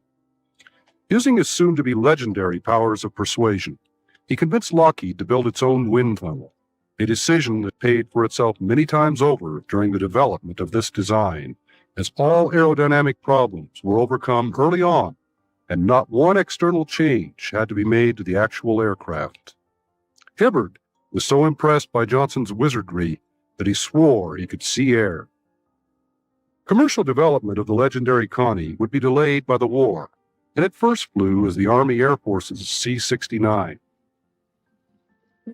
This, however, provided time to refine the airplane so that at war's end, Lockheed was postured to capture a lion's share of the commercial market, and various models of the elegant Connie would continue to grace the world's airways into the late 1950s. At the time he laid down the basic design of the Constellation, Johnson was already well into another path-breaking project. In early 1937, responding to an Air Corps requirement for a high-altitude interceptor capable of 360 miles per hour, Johnson and Hibbard hastily conceived some possible configurations, depicted here in one of Kelly's rough sketches. As Johnson observed many times, in design, you're forced to develop unusual solutions to unusual problems. Their decision to go with an unconventional twin-boom configuration was dictated by another axiom. Design features are the creatures of necessity. The twin booms evolved as a logical development of engine nacelles which had to be extended to house the liquid-cooled engines, turbo superchargers, radiators, and main landing gear. It seemed logical, then, to simply extend the nacelles into booms which could carry the empennage. Their novel approach produced a winning design, and when the XP-38 was finally rolled out in January of 1939, its sleek lines bespoke speed. And when Lieutenant Ben Kelsey took it up for its maiden flight, it delivered an impressive 403 miles per hour, far exceeding the requirements. Thus began the saga of the P-38 Lightning. The first American aircraft able to fly at such speeds, it offered dazzling performance and a host of new problems. For as it peeled over into dives at high altitudes, it could hit speeds approaching 500 miles per hour. In this region, the aircraft began to violently shake and nose over into increasingly steeper angles, and control forces became so heavy pilots couldn't pull out. Tragically, some never recovered. Kelly Johnson wasn't taken by surprise. Although many insisted it was tail flutter, he immediately recognized it as the then little understood phenomenon of compressibility. At 500 miles per hour, localized airflow over certain parts of the aircraft was reaching supersonic velocity, and this produced shock waves and serious problems. The P-38 was the first aircraft to encounter this, and so little was actually known about it that Johnson launched exhaustive wind tunnel studies and an accelerated dive test program headed by Chief Test Pilot Milo Burcham. After more than 2 years, he finally identified the problem as shock stall on the wing, which reduced lift and increased drag, thereby inducing the nose-down tuck. Typically, he was quick to devise a cleverly simple remedy: a dive flap mounted to the main wing spar that, when deployed, generated a positive pressure field, immediately restoring lift and a nose-up pitching moment. Flown on every battlefield, the P-38 excelled in combat. Christened the fork-tailed devil by Germans, the versatile fighter, combining speed and load-carrying capability, proved adaptable to a wide array of combat roles, and its long legs made it ideal for the vast reaches of the Pacific, where it destroyed more enemy aircraft than any other Allied fighter. Impressive though it was, Kelly Johnson was never satisfied with it. He'd long foreseen the inherent limitations of prop-driven aircraft, and though unaware of developments in Germany and England, where turbojets had already been successfully developed, he decided that props had to go. Thus he and Hibbard became the first in this country to seriously pursue the possibilities of turbojet propulsion, when in 1939 they asked Nathan Price to design an experimental turbojet power plant. Design of the L-1000 got underway in 1940, and by 1942, Price had come up with a truly advanced design. a high compression ratio, twin spool, axial flow power plant promising an extraordinary 5,100 pounds of thrust. Meanwhile, Johnson and a young engineer named Willis Hawkins led a design team that came up with the L-133, a truly radical twin-engine stainless steel aircraft featuring thin wings and canard surfaces and projected to achieve 625 miles per hour at 50,000 feet. But surprisingly, when Johnson submitted a proposal for development of the engine and airframe in March 1942, the Army Air Forces showed little interest. Although launched long after his effort, top-secret development of an American turbojet fighter powered by a British Whittle engine was by then already underway. The Bell XP-59A first flew at Muroc Army Air Force Base on California's high desert in October of 1942, but it proved to be underpowered, overweight, and scarcely optimized for jet flight, and early on, the Army Air Forces decided that it wouldn't meet frontline fighter requirements, though Bell didn't yet know this, and the testing continued. On June 10, 1943, a Bell engineer at Muroc reported back that Johnson had been permitted to examine the still top-secret XP-59A, and he wondered what he was up to. Unbeknownst to Bell, the Army Air Force had already asked Lockheed to submit a proposal for a simpler, single-engine jet fighter built around a 3,000-pound thrust Alfred H-1 engine, which would be capable of frontline service. Johnson took in a lot that day, but he'd already been wrestling with jet propulsion for nearly 3 years, and he already had a suitable design well in hand. When he made his proposal at Wright Field on June 18th, he made the astounding promise that he'd deliver an aircraft within just 180 days. Getting immediate approval, he was cautioned that the utmost secrecy was required. Lockheed was already swamped in terms of manpower, tooling, and facilities with wartime contracts. But this was a blessing in disguise, an opportunity to implement an idea he'd been pestering Robert Gross about for years. Let him round up a small group of talented people, designers, engineers, and shopmen, put them under one roof where they could all work closely together, and give him complete authority over everything from procurement to flight test. With no other options, Gross said, "Go ahead." Stealing people from around the plant, just 28 engineers, including himself, and 105 shopmen, he also built a small facility out of discarded shipping crates, using a circus tent for a roof. On June 19th, he laid down the principles under which the project would operate. In 1.5 pages, now preserved on old photostats, they formed the basis for how he'd try to operate for the next 30 years. He'd be responsible for all decisions. Paperwork and red tape would be cut to the minimum. Each engineer would be designer, shop contact, parts chaser, and mechanic, and each would remain within a stone's throw of the shop at all times. There'd be but one object to get a good airplane built on time. The daily log indicates that 2 days later, he laid out the horizontal structure of the organization. No pyramidal, multi-tiered layers of management. Each project engineer and the shop foreman would report directly to him. And in fact, he'd be looking over everyone's shoulder. He wanted information direct from the men doing the work. And if they had questions, they'd get decisions immediately on the spot. He'd promised the airplane in 180 days. As would become his custom, he gave his men 150. The clock started ticking on June 23rd. Forcefully reminded that simplicity is the keynote of good design, the designers jumped into their work.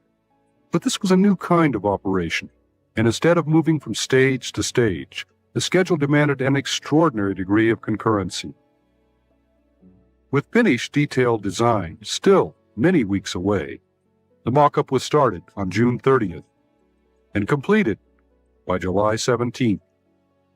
By then, milling and fabrication of parts and the construction of jigs to assemble a prototype was already well underway, and by July 31st, the bulkheads were going into the jigs.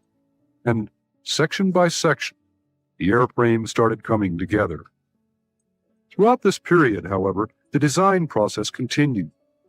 As concurrent wind tunnel tests revealed problems, the wing and the engine air inlets were the biggest headaches. He'd gambled on the wing, a laminar flow airfoil that had never before been tested on an airplane. And of course, nobody had had any experience with inlets. Johnson was willing to accept mistakes on such an accelerated and risky venture, as long as they were reported promptly. Typically, he never asked why, but what are you going to do to fix it? The project was so secret that his group didn't even have a name.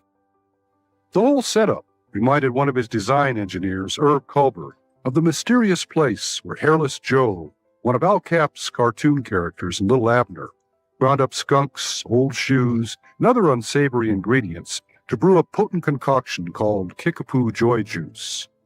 So inspired, he answered the phone one day, "Skunk Works, Inside Man Culber." Though Johnson wasn't amused, his organization suddenly had a name that stuck. Remarkably, the completed aircraft arrived at Muroc on November 14th, just 143 days after startup. When the engine was run up 3 days later, there was a terrific roar as the inlet ducts collapsed, sending debris into the engine and cracking the impeller. It took 6 weeks to get a new engine, but on January 3rd, 1944, Milo Burcham successfully completed the taxi tests.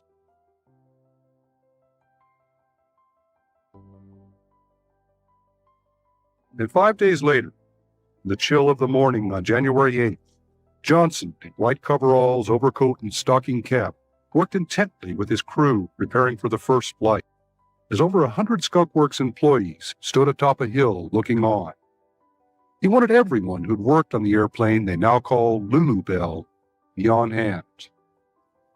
He told Burcham, "Just fly her, Milo. Find out if she's a lady or a witch." 9:15, he took off.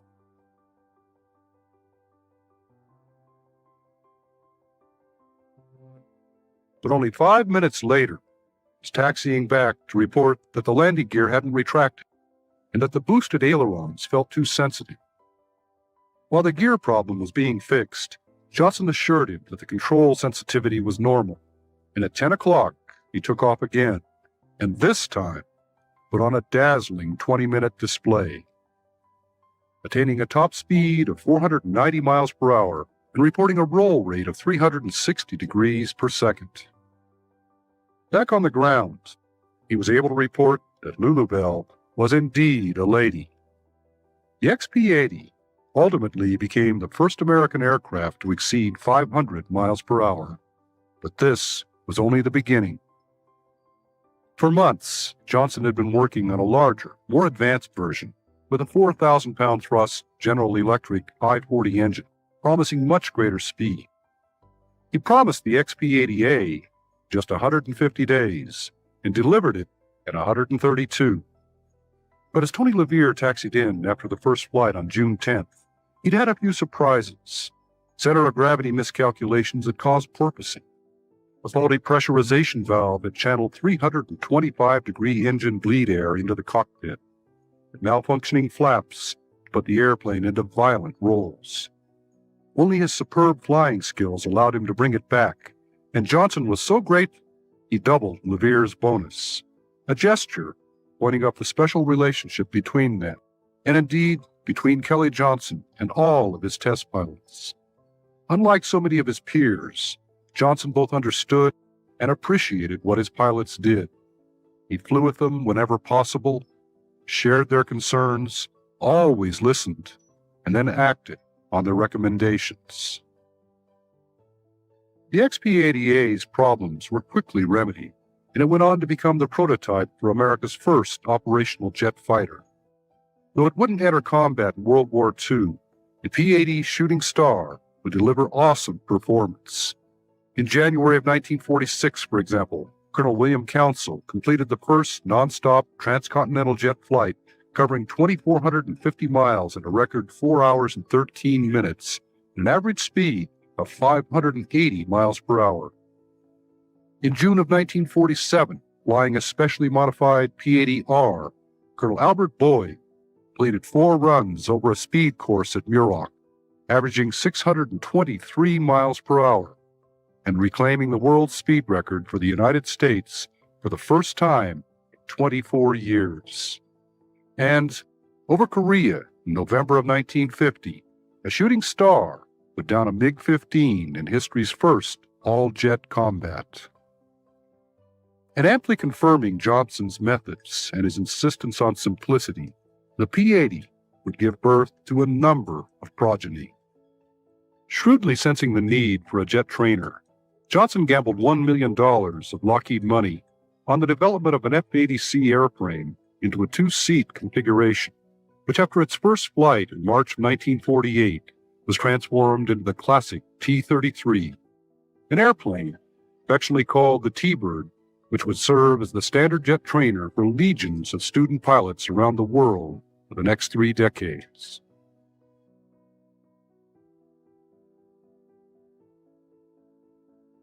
In response to an urgent Air Force requirement for an interim all-weather interceptor, the T-33, in turn, served as the basis for 3 different models of the F-94 Starfire, which filled a critical void, while newer designs specifically tailored for that role remained under development in the early 1950s. Not done yet, the now vintage design would realize its final incarnation as the T-2V1 Sea Star, an advanced, navalized version of the T-33. All of the iterations of the P-80 design were still yet to come, however, as in 1946, he started design work to meet an Air Force requirement for a new penetration escort fighter. Early on, he explored the possibility of applying new concepts, a delta wing, even in-flight variable wing sweep, and then discarded both, some of the more than 60 concepts he'd examine and reject. When the XF-90 finally rolled out, 3 years later, it was the victim of ever-changing and conflicting requirements, from a time to climb of 35,000 feet in 10 minutes to 50,000 in 5, 900-mile range to 1,500, and then back to 600, and finally ground attack capability in a high-speed, high-altitude design. This prompted him to build a brawny airframe, over 30,000 pounds fully loaded, and stressed for over 12 Gs. When Tony LeVere took off on early test flights, he had to use rocket assist because the pair of small 3,000-pound thrust J-34s still lacked afterburning capability. The usual post-flight congratulations and festivities belied the fact that Johnson knew he was facing terrible odds.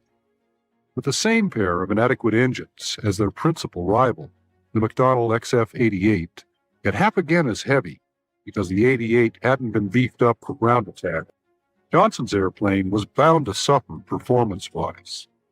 It was overweight and underpowered, and even when afterburning was finally added, boosting combined thrust up to more than 8,000 pounds, its top speed in level flight was only 668 miles per hour, slower than existing operational F-86s. It achieved one distinction, however, when in April 1950, LeVere pushed over into a steep dive, and it became the first Lockheed airplane to exceed the speed of sound. With performance no better than the XF-90s, the McDonnell entry won the competition, but neither design went into production. The whole ordeal taught Johnson never again to take on a job unless the requirements were both well-defined and firm. Even though a failure, the XF-90 went on to demonstrate that he certainly knew how to build a rugged airframe, as in April 1952, it survived the first of a series of atomic blasts, suffering only 20 hours worth of repair work. Meanwhile, Johnson was completing work on a much more unconventional airplane. Designed to meet a Navy requirement for a vertical takeoff and landing or VTOL fighter, the XF-B1 was supposed to claw its way straight up by means of huge contra-rotating props driven by a twin turbine power plant, providing more power than the airplane's weight.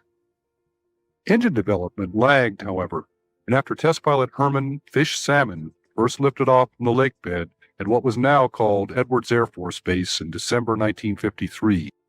The underpowered XF-V1 continued to rely on its makeshift landing gear for all takeoffs and landings. Once aloft, however, Salmon was able to demonstrate that it could make satisfactory transitions from horizontal to vertical flight, and that it could hover in the vertical attitude. But lacking the promised power, explaining in his words that it's awful hard to fly an airplane looking over your shoulder, Salmon wasn't eager to attempt vertical liftoffs or touchdowns. Neither was Johnson, who, believing a designer shouldn't be afraid to fly his own airplane, had the integrity to recommend cancellation of the whole project. By that time, however, he already had a much more promising design on the ramp at Edwards. When Tony LeVere first saw it, he asked incredulously where the wings were. But those tiny, blade-thin wings and everything else about the XF-104 were actually the product of years of careful thought, effort, and Johnson's determination this time to employ his Skunk Works methods. Back in 1947, he'd modified a P-80 with wingtip-mounted ramjets, and with fish salmon at the controls, became the first piloted aircraft to fly on ramjet power alone. These tests supported a major Skunk Works type of effort to explore a whole new realm. At a time when missile and guidance system technologies were still in their infancy, Johnson's team had to design a pilotless Mach 3 testbed to further explore ramjet technology. The X-7 was the product of their efforts, and its tiny, thin, slightly tapered wings, Johnson's solution to the problems of high Mach flight, had been thoroughly tested on rockets and with scale models. The X-7 first flew in April 1951, and went on to a remarkable career. Launched from a B-29, boosted to high speed by powerful rockets, and then flying on various ramjets under test, it ultimately exceeded Mach 4 and climbed well above 100,000 feet. Thus those small, thin wings were already more than just a theory. Johnson visited the Korean battlefront in 1951. Still smarting from the XF-90, he'd gone there to talk to the ultimate customers, combat pilots, about what they wanted in a fighter. To a man, it was higher speed, more altitude, and less complexity. Intent on giving them just that, he made an unsolicited proposal to build a fighter for which no requirement yet existed. When he promised Mach 2 at 60,000 feet in a simple, lightweight fighter, Colonel Bruce Holloway stepped into the next room and within 2 hours returned with a short 1.5-page list of requirements. This time, the firm, straightforward requirement, Johnson returned to his favorite Skunk Works mode of operation, and less than a year later, February of 1954, Tony LeVere lifted the XF-104 from the lakebed for its first flight. Though configured with a much lower thrust engine than the powerful J-79 scheduled for the production model, the XF-104 was still faster than any other fighter in the world. But Johnson had produced more than just a dazzling performer. Fanatical about costs and producibility, while design of the prototypes was still underway, he'd set up a small group of engineers to find the cheapest and most efficient way to produce each part of the production airplane, an innovation which would result in savings of about $12,000 per aircraft and millions for his customers. When the press finally got to see the F-104, they called it the missile with a man in it, and they weren't far off the mark. The first Mach 2 operational aircraft in the world, it would go on to shatter every significant record on the books. 91,000 feet and 1,400 miles per hour in May of 1958, making it the first aircraft ever to hold both the world altitude and speed marks simultaneously. 3 time-to-climb records later that year. And in 1959, it became the first airplane taking off on its own power ever to climb above 100,000 feet, as Captain Joe Jordan zoomed up over 103,000 feet. This kind of performance clinched the 1958 Collier Trophy for Johnson. While the Starfighter was capturing headlines with record-breaking performances, another, much more exotic Johnson design was unbeknownst to all but a few, almost daily cruising in level flight at altitudes far beyond any official records. It had been born of the massive arms buildup of the early 50s, when U.S. intelligence agencies urgently needed confirmation of reports of major Soviet advances in intercontinental range bombers and ballistic missiles. The decision to proceed with overflights led to a design competition for a reconnaissance aircraft capable of 70,000 feet. While Lockheed hadn't been invited to participate, Johnson had caught wind of it and hastily submitted a proposal to build the CL-282, essentially a modified F-104 with a wide-span, high-aspect ratio wing. Though it lost out to the Bell X-16, Kelly Johnson wasn't about to quit. Over the years, he'd gotten to know a lot of people in high places, and he developed consummate lobbying skills. With a revised design and promising an airplane within just 8 months, he got the go-ahead to produce 20 aircraft for $22 million. The project, codenamed Aquatone, was directed by the CIA's Richard Bissell, who found the Skunk Works' streamlined, informal method of getting things done much to his liking. Secrecy limited access to a mere handful of CIA and Air Force personnel, which was fine with Johnson because it freed him from a lot of needless paperwork and interference. The urgency of the project also freed him from what he regarded as the tyranny of technical specifications. His customers simply wanted an airplane that could do the job, and all he had to do was deliver on time. While the article, as it was called, was a relatively conventional design, the extreme altitudes at which it was supposed to operate imposed severe demands. Forced to ruthlessly cut weight, he reduced structural components to the minimum and designed delicate, lighter-like wings spanning 80 feet, weighing less than 4 pounds per square foot. The fragile airframe was designed to run a special high-altitude version of the J-57 engine, virtually hand-built to extremely high tolerances and originally producing 10,500 pounds of thrust. When the disassembled aircraft was unloaded from a C-124 at a remote desert test site in July of 1955, Johnson had met yet another seemingly impossible deadline.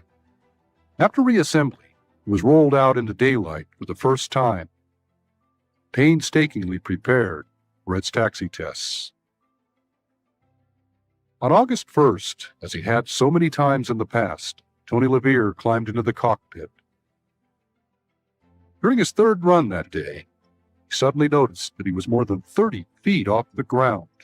Coming down hard, the tires blew and the brakes failed and caught fire.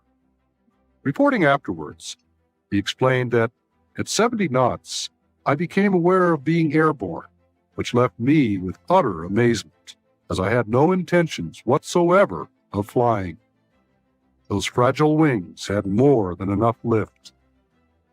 He completed the first real flight 4 days later, and on a subsequent flight reported that the aircraft climbed toward the heavens like a homesick angel. To conceal its true purpose, the Angel was given the misleading official designation U-2, and a cover story was released to the effect that it was being developed as a high-altitude research vehicle for the National Advisory Committee for Aeronautics. While it would perform this role admirably, tests focused on preparing the U-2 for its real mission, carry 700 pounds of high-resolution camera equipment up to altitudes then beyond any air defense capabilities. And in July 1956, just 11 months after first flight, it commenced its clandestine operational career. Climbing to well above 70,000 feet as fuel burned off, U-2 successfully completed flights over denied areas and brought back the first hard data on the status of Soviet military preparedness and the true extent of its intercontinental ballistic missile program. Called the Dragon Lady by its pilots because it reminded them of the beautiful, mysterious, and sometimes treacherous character in the Terry and the Pirates cartoon strip. It flew with virtual impunity for 4 years, until that day in May of 1960, Francis Gary Powers was shot down by a surface-to-air missile. While deep penetration of Soviet airspace came to a halt, the U-2 continued to overfly hotspots around the world, such as in 1962, when it confirmed the existence of missile launch sites in Cuba. And it would also continue to perform an incredibly wide array of extremely high-altitude research missions. Nellie Johnson had reason to be proud of his Angel. The Skunk Works had finally been formally established as Lockheed Advanced Development Projects, and on this, its first production program, he'd refunded $2 million from the original $22 million contract and built an additional 5 airplanes out of spare parts. Surely one of the best bargains in defense procurement history. That pride was rekindled when in 1981, the larger, more sophisticated TR-1 was rolled out years after U-2 production had ended. It was the first time the Air Force had ever put an aircraft back into production. And it remains to this day the highest flying single-engine piloted aircraft in the world.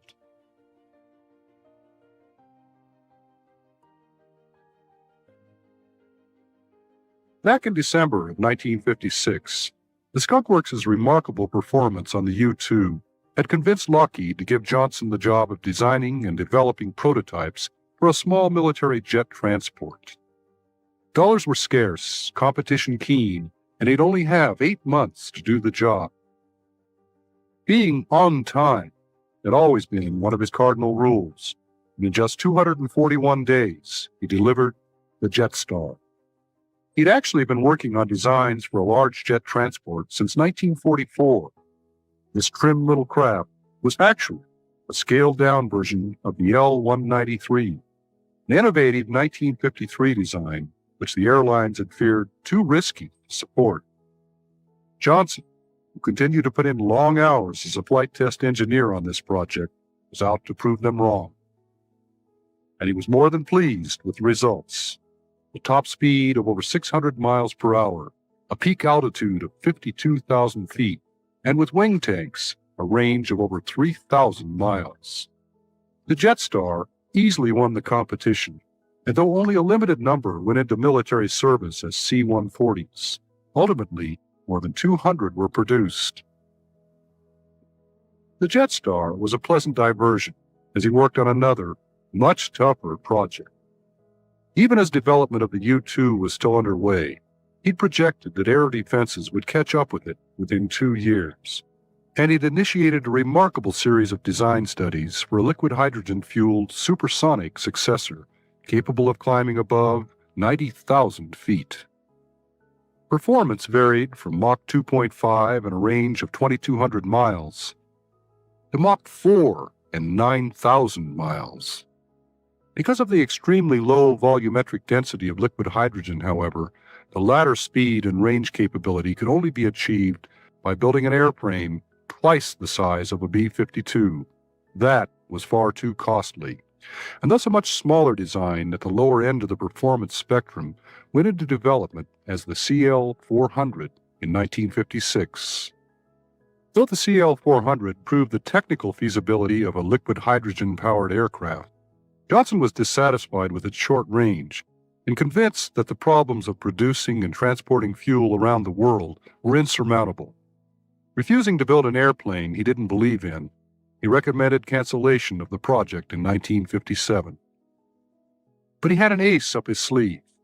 As concurrent with the liquid hydrogen studies, he'd also examined the potential of another advanced design, using jet fuel, which at some loss in altitude promised Mach 3 cruise and 4,000-mile range. It was the genesis of his most spectacular creation. Given approval to proceed, in April of 1958, Johnson began a series of design studies, unveiled publicly here for the first time, for what he initially called the U-3, and then the Archangel, because it would soar much higher than the U-2. He explored various means by which he could get the vehicle to altitudes as high as 150,000 feet, employing a variety, or even a combination of rocket, ramjet, and turbojet power plants. At one point, he looked at the use of balloons to lift it to its rocket boost phase, and then at using a modified U-2 to tow a ramjet vehicle to 60,000 feet for engine ignition. He even considered a multi-staged vehicle, and one with inflatable wings and empennage. And throughout, he was challenged by the urgent need to reduce radar cross-section. For the first time, stealth would have to be designed into the airplane. The intense design gestation process was completed in just 16 months, and when he presented his 12th concept to the CIA and Air Force in August 1959, he got the go-ahead. When the stunningly beautiful A-12 was finally rolled out for its initial tests in April 1962, it wasn't some fantastic, multi-staged aberration. It was an honest airplane, but nothing like it had ever been built before. Ironically codenamed Oxcart and designed for sustained Mach 3.2 cruise at altitudes between 75 and 95,000 feet, it posed by far the greatest challenge of Johnson's career, as everything from structural materials to hydraulic fluid and fuels had to be invented from scratch. For example, because of the intense heat at sustained Mach 3 speeds, averaging more than 550 degrees on the surface of the airplane, Johnson employed a titanium alloy for more than 90% of the airframe. But no one had ever before attempted to process such quantities of the extremely hard metal to the purity and strength levels required. Thus, new forging and milling processes had to be invented and perfected. When the thin titanium skin on a wing panel shriveled up during heating tests, Johnson separated the panels from the wing spars with extrusions and put the now famous corrugations in the skin. When heated thereafter, the corrugations merely deepened a few thousandths of an inch and on cooling returned to their original shape. Common sense solution to a difficult problem. There were literally thousands of such problems to overcome, and as always, Johnson stayed on top of all of them, looking over people's shoulders, asking lots of questions, always the best way, in his view, to get people to solve problems. And he continued to amaze everyone with, for example, on-the-spot predictions of skin temperatures, which after hours of calculation, they'd find were within 1 or 2 degrees of the exact figure.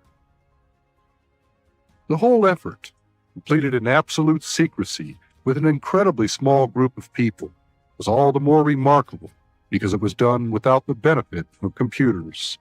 As Johnson later recalled, when you think back to 1958, when the basic design work on the prototypes for this airplane was being designed and built, we had to make use of the Michigan computer, which is a 12-inch slide rule, and it did its job quite well.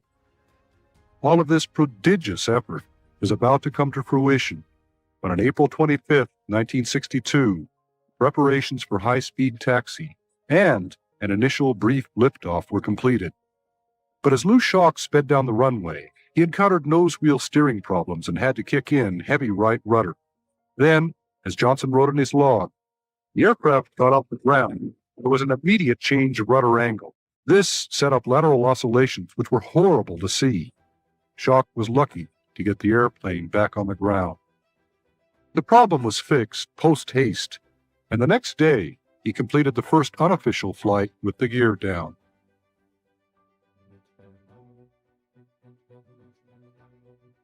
On April 30th, Johnson was back with an entourage of VIPs for the official first flight.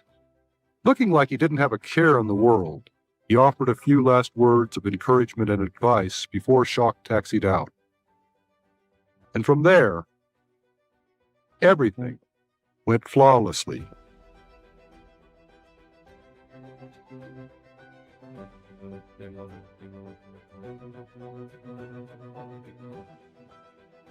"59 minutes later, Schock was back on the ground, welcomed by an elated Kelly Johnson. and the small, awestruck assembly just witnessed something very special.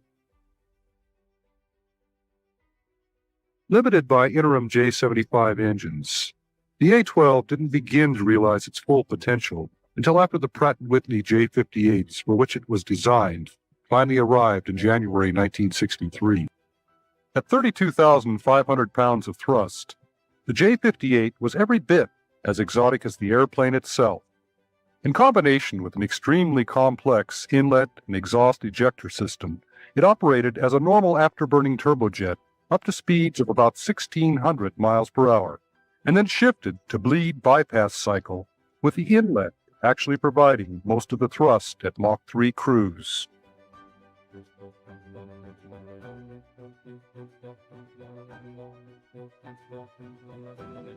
When a two-seat trainer became available in early 1963, Johnson, true to his convictions about flying his own aircraft, jumped into the rear cockpit, and, taking control after climb-out, he'd fly Supersonic, first time in his life. During the course of the test program, a pair of airframes were modified for a highly unconventional mission. In 1964, the Skunk Works built a small, 42-foot-long airframe with the very same materials used on the A-12. Designed to overfly areas deemed too risky for air crews, the D-21 drone would ride piggyback atop an A-12 for Mach 3 launches at 80,000 feet. And powered by a ramjet originally developed during the X-7 program, it would be even faster than the A-12. The finished article was mounted to its mothership, now designated M-12, December 1964. And on December 22nd, the unusual pair taxied for the first time, and flight tests got underway. After takeoff on launch missions, the M-12 climbed to a rendezvous with a KC-135 for refueling, and then proceeded on to the predetermined launch point, where the backseater would monitor the systems and initiate the launch procedures. While there were several successful tests, it was always a very risky business at best, and Kelly Johnson personally canceled this program after a fatal mid-air collision in 1966. By then, however, he already had two other very successful ox-cart progeny off the ground. The first was the YF-12A, prototype for a proposed high-speed interceptor. It was this aircraft which went on public display when in 1964, President Lyndon Johnson announced the existence of the A-11. And it subsequently put on a dazzling show, as in May 1965, it claimed no less than 9 world records, including a top speed of more than 2,000 miles per hour and a sustained altitude of over 80,000 feet without in any way taxing its full potential.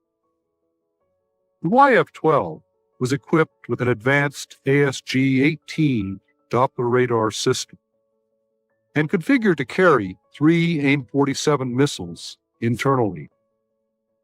Though missiles had never before been launched within the YF-12's speed and altitude regime, the aircraft and its systems scored a reported 90% kill rate, even against drones flying head-on down on the deck at distances of 120 miles and more. The Air Force was impressed enough to order 93 of the big fighters into production for the Air Defense Command, but budgetary constraints ultimately resulted in their cancellation. The A-12 was also removed from service, leaving only the Air Force's SR-71, which took over its reconnaissance mission. Though everything about it and its activities would remain cloaked in a heavy shroud of secrecy, this was the aircraft that everyone came to know as the Blackbird. A solid coat of black paint, which seemed to add to its allure and mystery, actually had a very practical purpose. It reduced skin temperatures by about 75 degrees. Its clean, elegant lines, the smooth contours of its blended wing-body shape, give the impression that an artist had sculpted it into a rare work of art. In aircraft design, however, more than any other field, form follows function. And here again, every line, every detail of the airplane exists only to serve some practical purpose. The chines, for example, which extend from the wing to the nose and flow gracefully up into the fuselage, actually satisfied a number of requirements. Aerodynamically, they reduced drag and added lift while also enhancing the stability of the aircraft. The SR-71's mission was long-range reconnaissance, and its fuselage was essentially a big fuel tank. Thus, the chines also served to house its sophisticated cameras and sensors. Finally, those sloping contours extending up from the chines enhanced the airplane's survivability by reducing its radar cross-section. Thus, while an artist might envy its striking beauty, an engineer would only marvel at the logical genius of its design. That genius was recognized when, in 1964, Kelly Johnson became the first person ever to be awarded a second Collier Trophy. The SR-71 went on to claim the world absolute speed and altitude records, and then repeatedly extended them. And to the public, it always remained Kelly Johnson's mysterious, record-breaking Blackbird. The crews who flew it, however, had another name for it. Throughout its long operational career, it remained invincible and incredibly effective. And to its crews, it was Habu, dark-skinned pit viper with a deadly bite.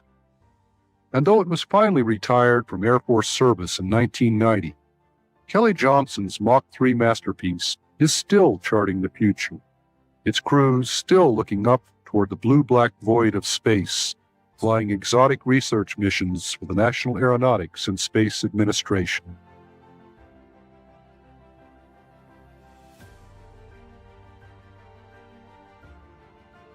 When he retired in 1975, Kelly Johnson had been on the cutting edge of an advance from 200 to more than 2,000 miles per hour. He'd been involved in the design of 44 different airplanes, many of them among the classics of aviation history. And at the time, he was still looking very much into the future. He'd gotten the Skunk Works into a project which would bear fruit in the F-117A, world's first true stealth aircraft.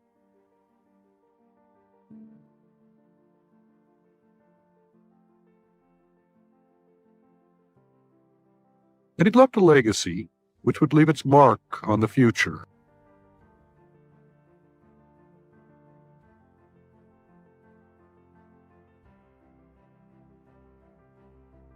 It seems kind of ironic that a lowly creature, known primarily for its odoriferous emanations, had, by the time Kelly retired, become a universal symbol for excellence. He had a remarkable capacity to take a complex problem, reduce it to its simplest components, and then take the most direct and sensible approach to its solution. Always a maverick, he was smart enough and tough enough not to follow the committee rule of conventional wisdom. This gave him remarkable freedom. With that freedom came a tremendous burden of responsibility. Finally, and most important, he understood himself well enough to realize that with few good people, he can do remarkable things. Kelly Johnson's greatest legacy wasn't just what he did, but the way he did it.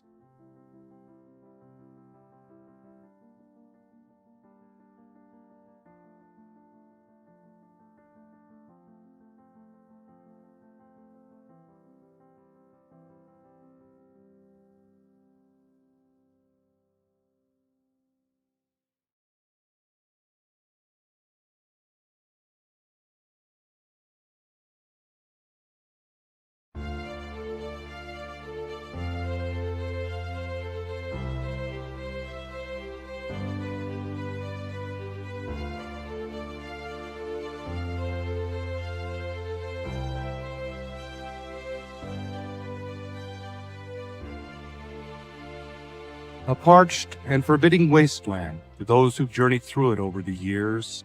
The Western Mojave is a harsh, inhospitable land of sometimes stunning contrasts. A land of bone-chilling nights and griddle-hot days, of violent dust storms and mesmerizing sunsets. The primitive landscape is dominated by one truly remarkable feature. When she first gazed upon it early in this century, homesteader Jeanette Darr said of it, "I thought it was the jumping-off place of creation, that curiously flat wasteland called dry